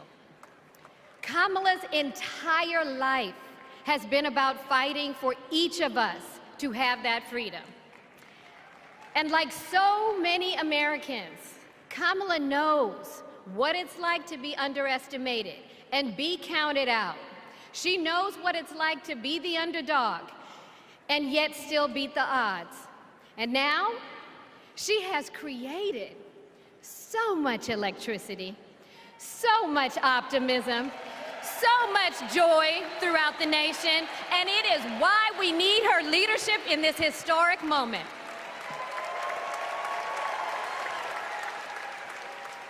We are living in a time when some are trying to divide us, to separate us in ways that make it difficult for us to come together. Well, look, my sister rejects that view. Where others push darkness, Kamala sees promise. Where others feel detachment, Kamala fosters connection. Where others want to drag us back to the past, my sister says, hold up now, we are not going back.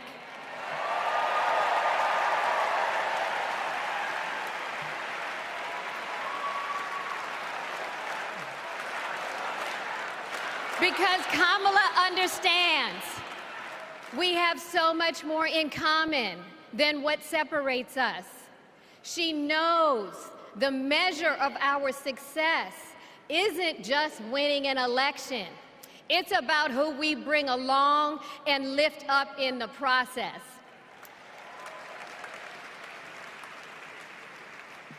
And so as I look out at all of you today and take in this incredible moment, I so wish that Mommy could be here tonight. I can just see her smiling, saying how proud she is of Kamala. And then, without missing a beat, she say, that's enough, you got work to do. She would tell all of us to roll up our sleeves and get to work, to elect a leader who sees the potential in each of us, a leader who cares for all of us, a leader who fights for every one of us. Our Democratic nominee, my big sister, the next President of the United States, Kamala Harris.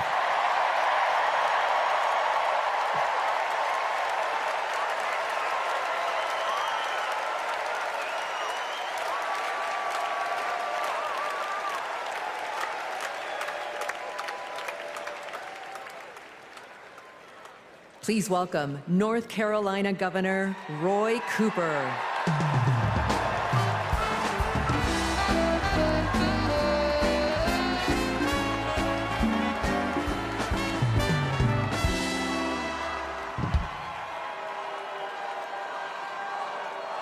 Hello, America.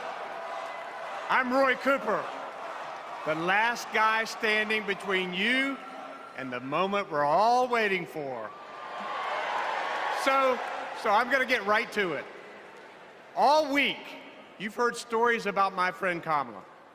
I want to take you behind the scenes of one of them. 2011 was a rough time for American homeowners. Hundreds of thousands were losing their homes to illegal foreclosure. I was Attorney General in North Carolina, while Kamala had just become California's. All the AGs were close to a settlement with the big banks, and it was a pretty good deal. Would have meant $4 billion for California families who'd been ripped off.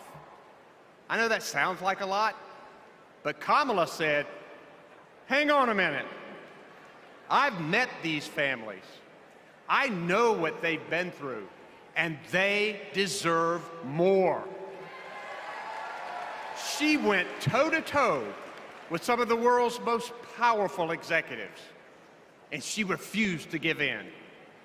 Let me tell you, this was a huge risk, but she knew it was a risk worth taking. That's Kamala. And we all know what happened. The banks caved. That $4 billion for California families became $20 billion. That was the first time I witnessed Kamala in action. And what I saw was a leader who does exactly what she says she's going to do, who never will settle for less. America, we got a lot of big fights ahead of us. and we've got one hell of a fighter ready to take them on. I know that because I know her. And tonight, I want the American people to know, even if you don't agree with her on everything, Kamala Harris will fight for you to the very end. For families who need better health care or a safer place to live, Kamala will fight for you. For parents who want better schools for their kids, for workers worried about a secure retirement for themselves, Kamala will fight for you. For any one of our allies, anywhere in the world, wondering if America still has your back, remember this: Kamala will fight for you.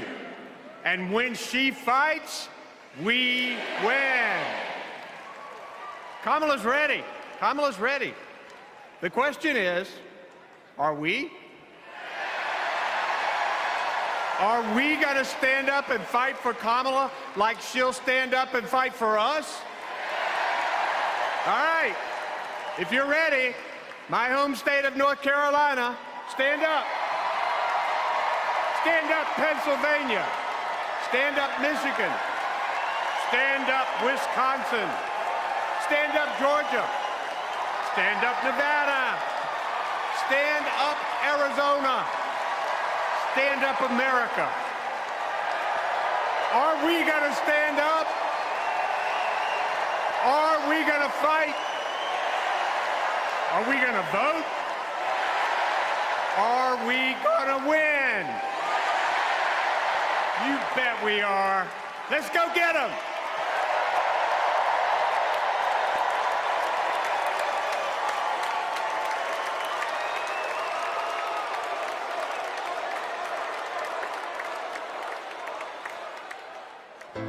She grew up in a tight-knit neighborhood. It was the kind of place where your neighbor would look after you when school let out, where your first-grade teacher would show up at your law school graduation. It's where Kamala Harris learned what it means to be in the middle class, making every paycheck count. She was raised by a working mom who taught her about standing up for what's right and protecting the people you love. Kamala carries the lessons of our mother, the fighting spirit of our mother, the compassion. She was all of 5 feet tall. If you met her, you would have thought she was 7 feet tall. And our mother, if I'd ever come home complaining about anything, she wouldn't have it. The first thing she'd say is, well, just stop the complaining. Just tell me what you're going to do about it. And since she was a young girl, Kamala Harris has been fighting for families like the ones she grew up with. That is Kamala. She can't help herself from standing up for people and standing up for what she thinks is right. She has been that way our whole lives. Being a protector is what led her to become a prosecutor. Looking back now, I could say it was her calling. As a courtroom prosecutor, she went after predators who targeted women and children, and fraudsters who ripped off working families. And she put dangerous gang members and human traffickers behind bars. We didn't have partnerships with DOJ or FBI or DEA or any of those law enforcement agencies. Now, we all work collaboratively. She was the person who built the foundation in how we do criminal justice in America. As Attorney General of California, she held the big Wall Street banks accountable for fraud, winning $20 billion for California families. She took on one of the largest for-profit colleges that was scamming students. And in the Senate, she fought for her constituents with the determination of a prosecutor, standing up for reproductive freedom. Can you think of any laws that give the government the power to make decisions about the male body? I'm not thinking of any right now, Senator. She fought to keep our children safe from the terror of gun violence.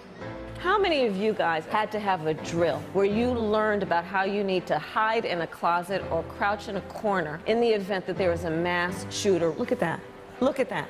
On the Intelligence Committee, she defended our nation against foreign adversaries. And in 2020, she made history as the first woman to be elected Vice President of the United States. She cast the tie-breaking vote to deliver urgent relief to the American people during the pandemic. She beat Big Pharma to lower prescription drug costs and capped the cost of insulin, and led the fight to restore reproductive rights after Roe v. Wade was overturned. We have worked too hard and fought too long to see our daughters grow up in a world with fewer rights than our mothers. Because she's never been afraid to stand up to powerful interests. Sometimes people will open the door for you and leave it open, sometimes they won't. And then you need to kick that door down.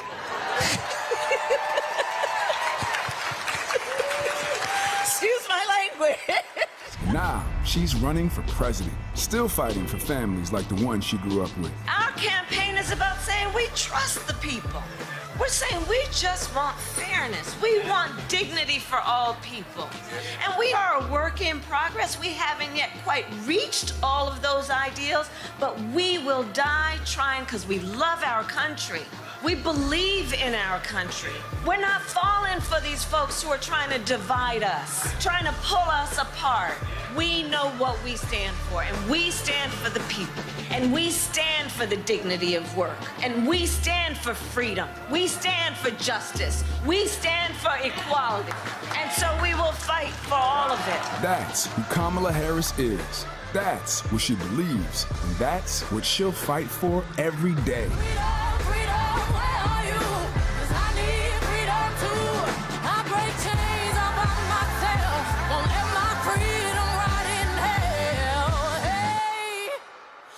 Keep on running, cause the winner don't quit on themselves.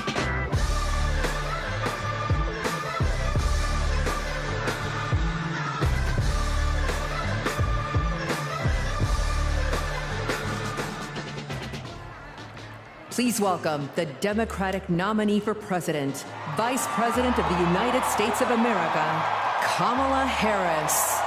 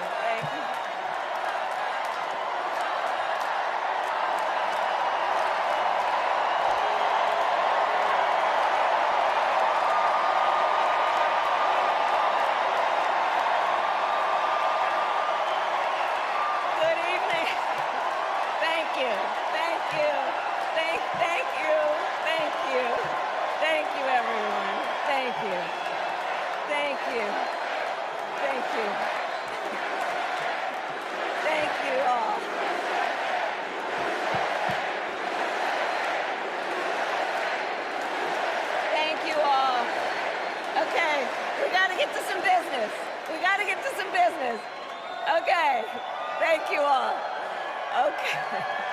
Thank you, thank you, thank you, thank you, thank you, thank you, thank you, please, thank you so very much. Thank you, everyone. Thank you, everyone. Thank you. Okay, let's get to business. Let's get to business. All right. So let me start by thanking my most incredible husband, Doug, for being an incredible partner to me, an incredible father to Cole and Ella, and happy anniversary, Dougie. I love you so very much. To our President Joe Biden, when I think about the path that we have traveled together, Joe, I am filled with gratitude. Your record is extraordinary, as history will show, and your character is inspiring.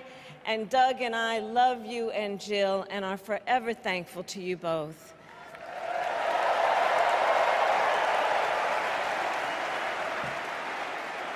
And to Coach Tim Walz,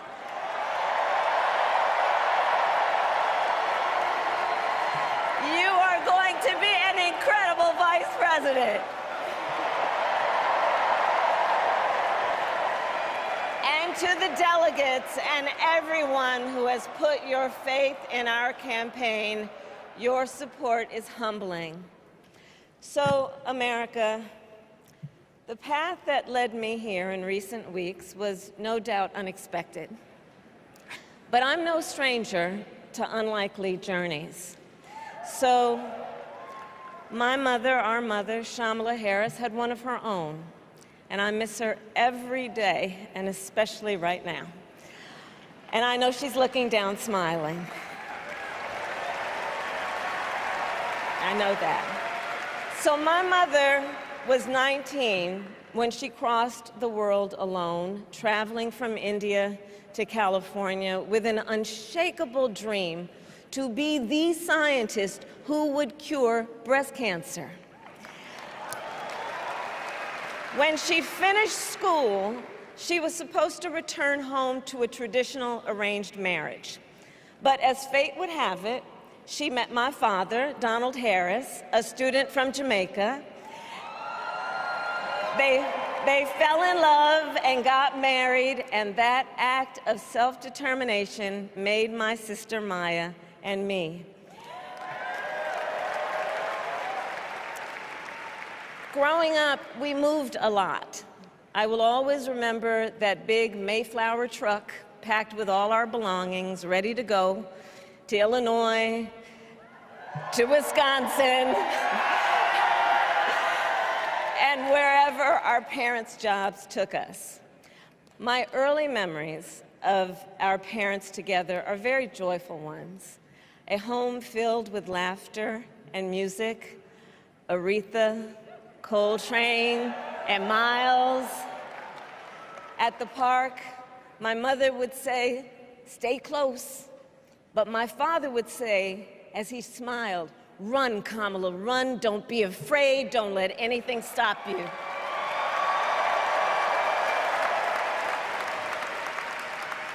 From my earliest years, he taught me to be fearless.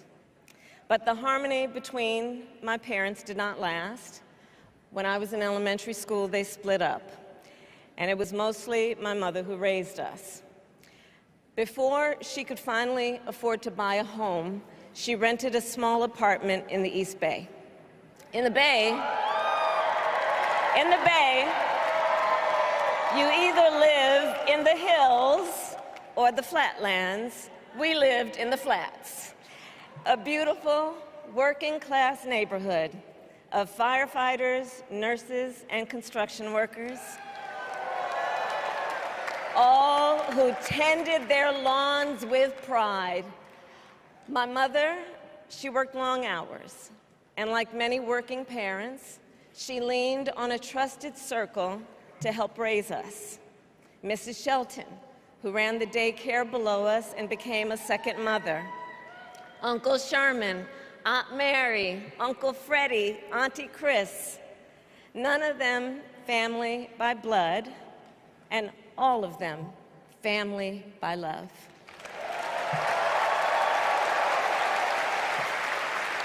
Family who taught us how to make gumbo, how to play chess, and sometimes even let us win.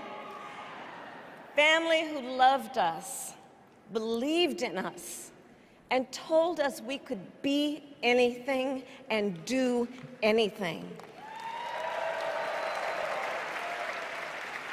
They instilled in us the values they personified: community, faith, and the importance of treating others as you would want to be treated, with kindness, respect, and compassion. My mother was a brilliant, 5-foot-tall, brown woman with an accent. And as the eldest child, I saw how the world would sometimes treat her. But my mother never lost her cool. She was tough, courageous, a trailblazer in the fight for women's health, and she taught Maya and me a lesson that Michelle mentioned the other night. She taught us to never complain about injustice, but do something about it. Do something about it. That was my mother. And she taught us, and she also taught us, and never do anything half-assed. And that is a direct quote. A direct quote. I grew up immersed in the ideals of the civil rights movement. My parents had met at a civil rights gathering, and they made sure that we learned about civil rights leaders, including the lawyers like Thurgood Marshall and Constance Baker Motley, those who battled in the courtroom to make real the promise of America. So at a young age, I decided I wanted to do that work. I wanted to be a lawyer. And when it came time to choose the type of law I would pursue, I reflected on a pivotal moment in my life. You see, when I was in high school, I started to notice something about my best friend, Wanda. She was sad at school, and there were times she didn't want to go home.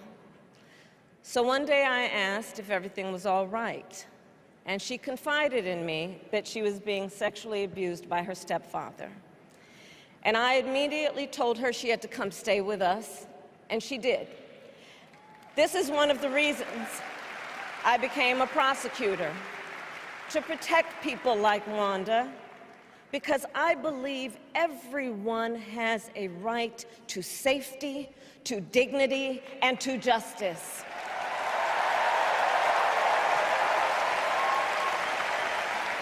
As a prosecutor, when I had a case, I charged it not in the name of the victim, but in the name of the people.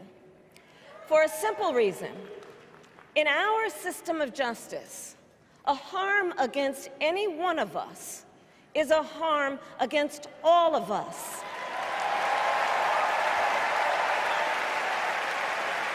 And I would often explain this to console survivors of crime, to remind them no one should be made to fight alone.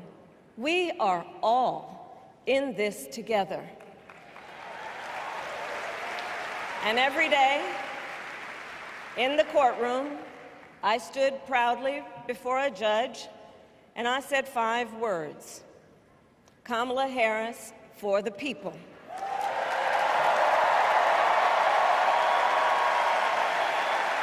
And to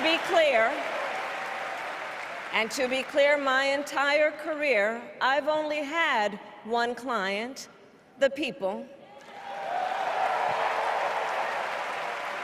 And so, on behalf of the people, on behalf of every American, regardless of party, race, gender, or the language your grandmother speaks, on behalf of my mother and everyone who has ever set out on their own unlikely journey, on behalf of Americans like the people I grew up with, people who work hard, chase their dreams, and look out for one another, on behalf of everyone whose story could only be written in the greatest nation on earth, I accept your nomination to be President of the United States of America.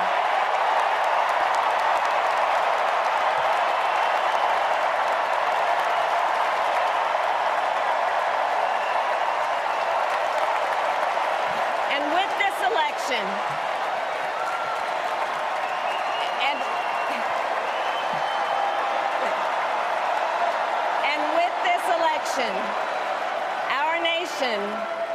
our nation with this election has a precious, fleeting opportunity to move past the bitterness, cynicism, and divisive battles of the past, a chance to chart a new way forward.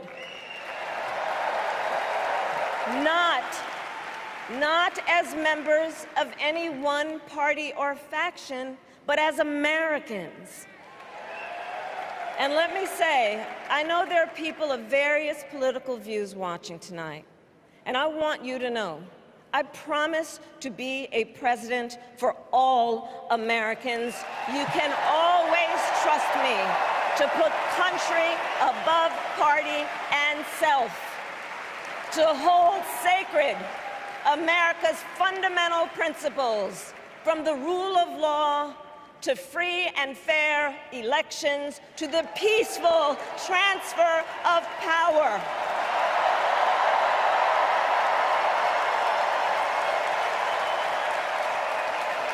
I will be a president who unites us around our highest aspirations, a president who leads and listens, who is realistic, practical, and has common sense, and always fights for the American people.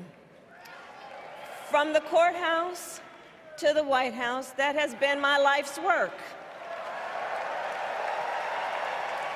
As a young courtroom prosecutor in Oakland, California, I stood up for women and children against predators who abuse them.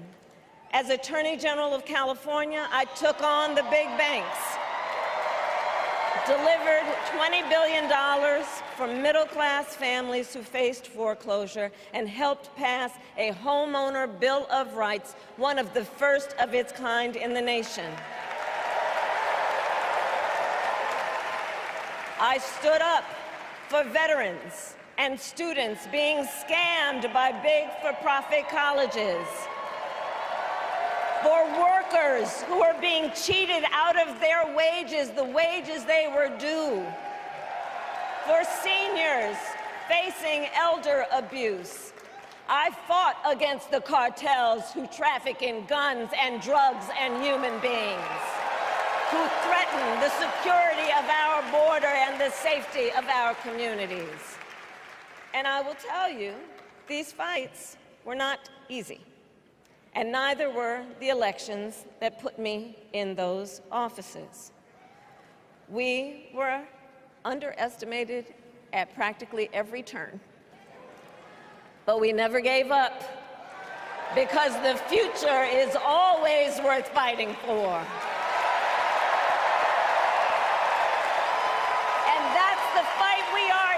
Right now, a fight for America's future.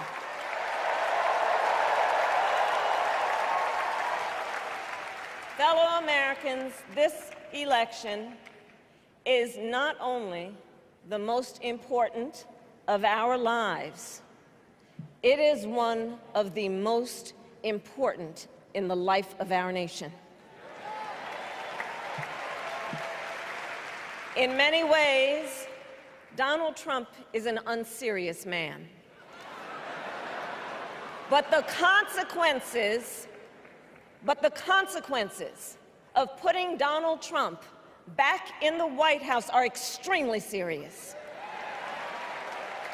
Consider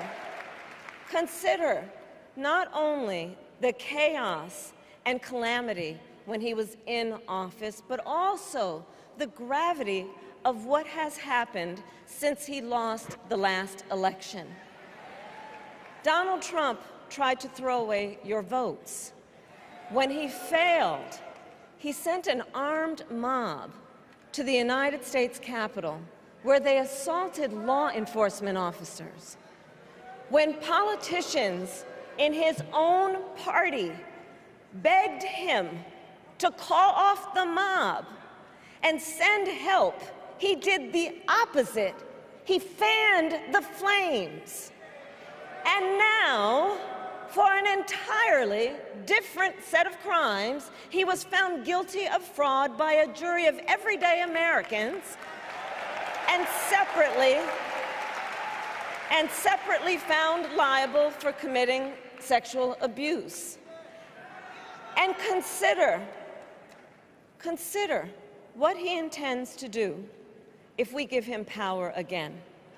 Consider his explicit intent to set free violent extremists who assaulted those law enforcement officers at the Capitol. His explicit intent to jail journalists, political opponents, and anyone he sees as the enemy. His explicit intent to deploy our active duty military against our own citizens.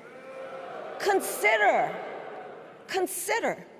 the power he will have, especially after the United States Supreme Court just ruled that he would be immune from criminal prosecution.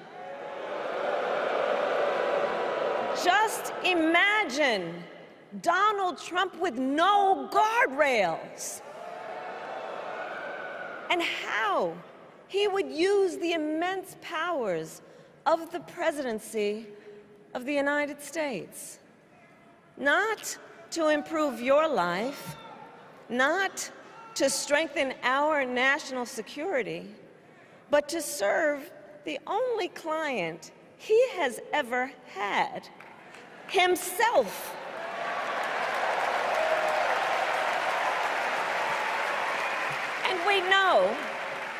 And we know what a second Trump term would look like. It's all laid out in Project 2025, written by his closest advisors, and its sum total is to pull our country back to the past.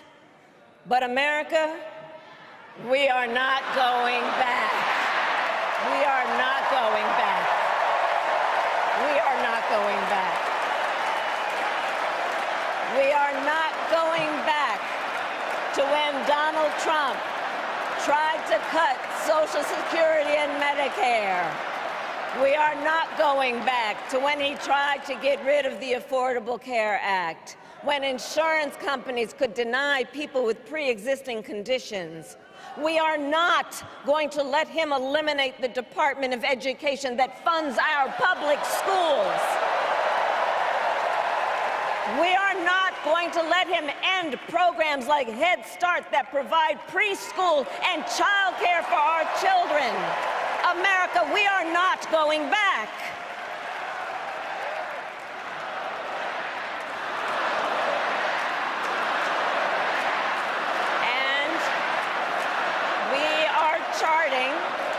And we are charting a new way forward.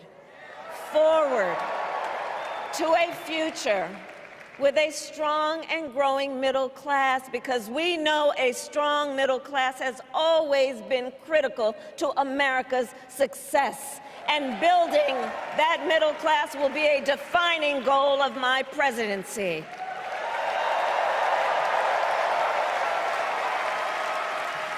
And I'll tell you, this is personal for me. The middle class is where I come from.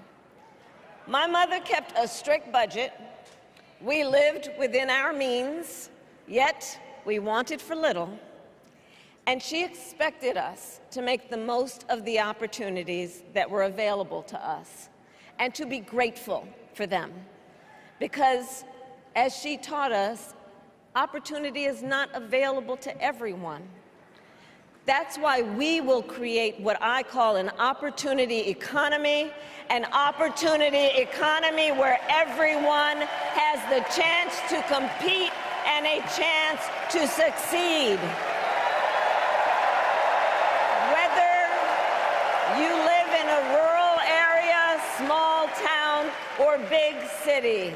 And as president, I will bring together labor and workers and small business owners and entrepreneurs and American companies to create jobs, to grow our economy, and to lower the cost of everyday needs like health care and housing and groceries. We will provide access to capital for small business owners and entrepreneurs and founders. And we will end America's housing shortage and protect Social Security and Medicare.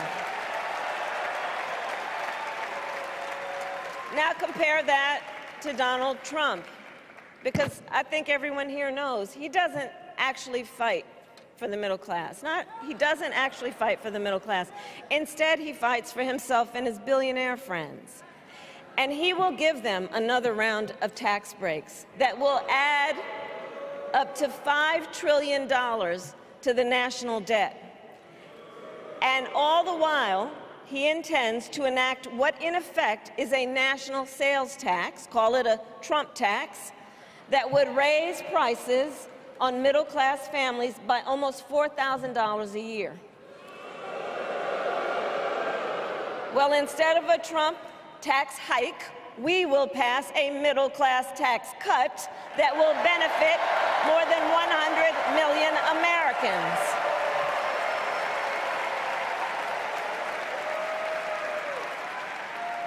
Friends, I believe America cannot truly be prosperous unless Americans are fully able to make their own decisions about their own lives, especially on matters of heart and home. But tonight, in America, too many women are not able to make those decisions. And let's be clear about how we got here. Donald Trump handpicked members of the United States Supreme Court to take away reproductive freedom. And now he brags about it. In his words, quote, "I did it and I'm proud to have done it," end quote. Well, I'll tell you, over the past 2 years, I've traveled across our country, and women have told me their stories. Husbands and fathers have shared theirs. Stories of women miscarrying in a parking lot, developing sepsis, losing the ability to ever again have children, all because doctors are afraid they may go to jail for caring for their patients. Couples just trying to grow their family, cut off in the middle of IVF treatments. Children who have survived sexual assault, potentially being forced to carry a pregnancy to term. This is what's happening in our country because of Donald Trump. And understand, he is not done. As a part of his agenda, he and his allies would limit access to birth control, ban medication abortion, and enact a nationwide abortion ban with or without Congress. And get this, he plans to create a national anti-abortion coordinator and force states to report on women's miscarriages and abortions. Simply put, they are out of their minds.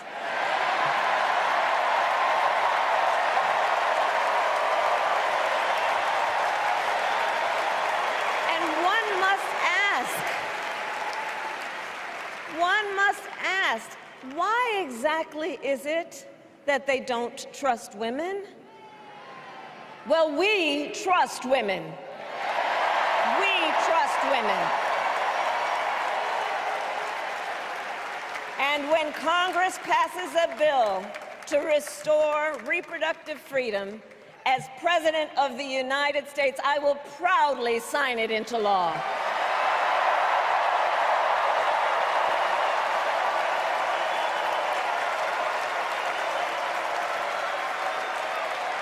In this election, many other fundamental freedoms are at stake.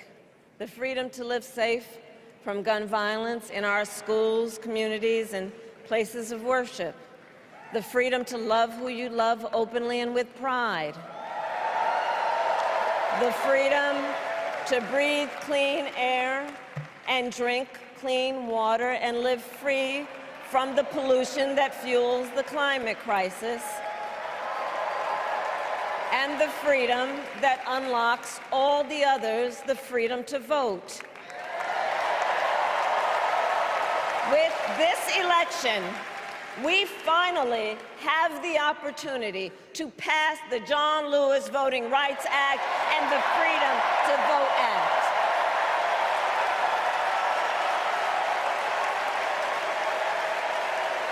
And let me be clear, after decades in law enforcement, I know the importance of safety and security, especially at our border. Last year, Joe and I brought together Democrats and conservative Republicans to write the strongest border bill in decades. The Border Patrol endorsed it. But Donald Trump believes a border deal would hurt his campaign. So he ordered his allies in Congress to kill the deal. Well, I refuse to play politics with our security. And here is my pledge to you. As president, I will bring back the bipartisan border security bill that he killed, and I will sign it into law.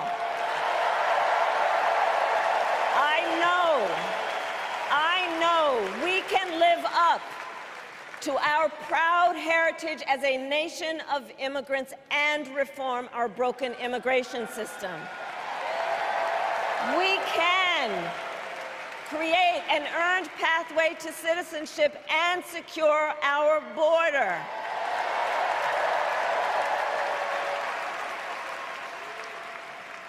And America, we must also be steadfast in advancing our security and values abroad. As Vice President, I have confronted threats to our security, negotiated with foreign leaders, strengthened our alliances, and engaged with our brave troops overseas. As Commander-in-Chief, I will ensure America always has the strongest, most lethal fighting force in the world, and I will fulfill our sacred obligation to care for our troops and their families, and I will always honor and never disparage their service and their sacrifice.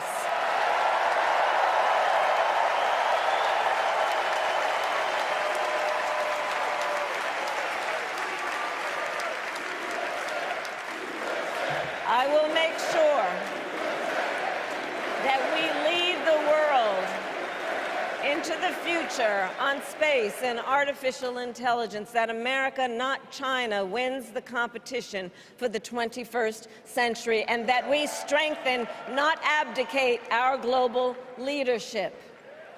Trump, on the other hand, threatened to abandon NATO. He encouraged Putin to invade our allies, said Russia could, quote, do whatever the hell they want. 5 days before Russia attacked Ukraine, I met with President Zelensky to warn him about Russia's plan to invade. I helped mobilize a global response, over 50 countries, to defend against Putin's aggression. And as president, I will stand strong with Ukraine and our NATO allies.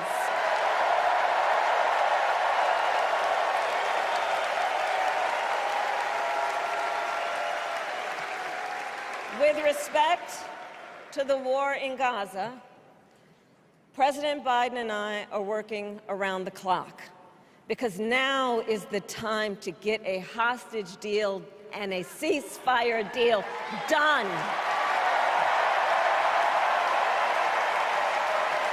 And let me be clear, I will always stand up for Israel's right to defend itself, and I will always ensure Israel has the ability to defend itself, because the people of Israel must never again face the horror that a terrorist organization called Hamas caused on October 7, including unspeakable sexual violence and the massacre of young people at a music festival. At the same time, what has happened in Gaza over the past 10 months is devastating. So many innocent lives lost. Desperate, hungry people fleeing for safety over and over again. The scale of suffering is heartbreaking. President Biden and I are working to end this war such that Israel is secure, the hostages are released, the suffering in Gaza ends, and the Palestinian people can realize their right to dignity, security, freedom, and self-determination.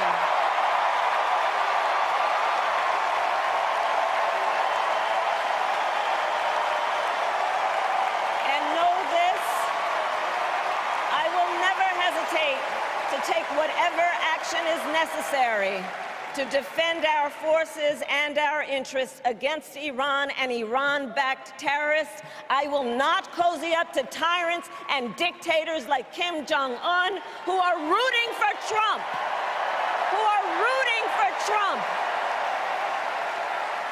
Because, you know, they know he is easy to manipulate with flattery and favors. They know Trump won't hold autocrats accountable because he wants to be an autocrat himself. And as president, I will never waver in defense of America's security and ideals, because in the enduring struggle between democracy and tyranny, I know where I stand and I know where the United States belongs.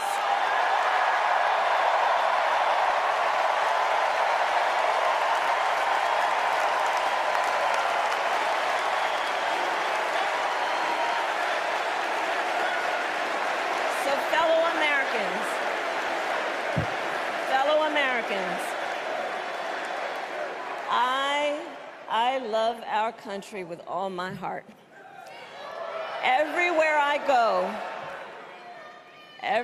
go, in everyone I meet, I see a nation that is ready to move forward, ready for the next step in the incredible journey that is America. I see an America where we hold fast to the fearless belief that built our nation and inspired the world, that here, in this country, anything is possible, that nothing is out of reach. An America where we care for one another, look out for one another, and recognize that we have so much more in common than what separates us. That none of us has to fail for all of us to succeed. And that in unity there is strength. You know, our opponents in this race are out there every day denigrating America, talking about how terrible everything is.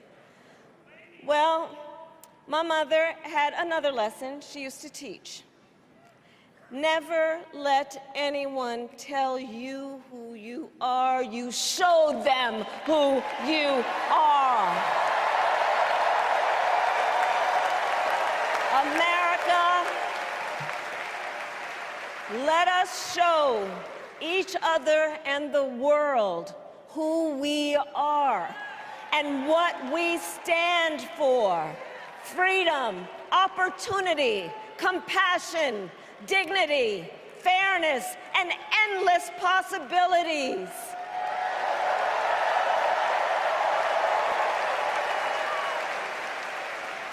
We are the heirs to the greatest democracy in the history of the world. And on behalf of our children and our grandchildren and all those who sacrificed so dearly for our freedom and liberty, we must be worthy of this moment. It is now our turn to do what generations before us have done, guided by optimism and faith, to fight for this country we love, to fight for the ideals we cherish, and to uphold the awesome responsibility that comes with the greatest privilege on earth, the privilege and pride of being an American.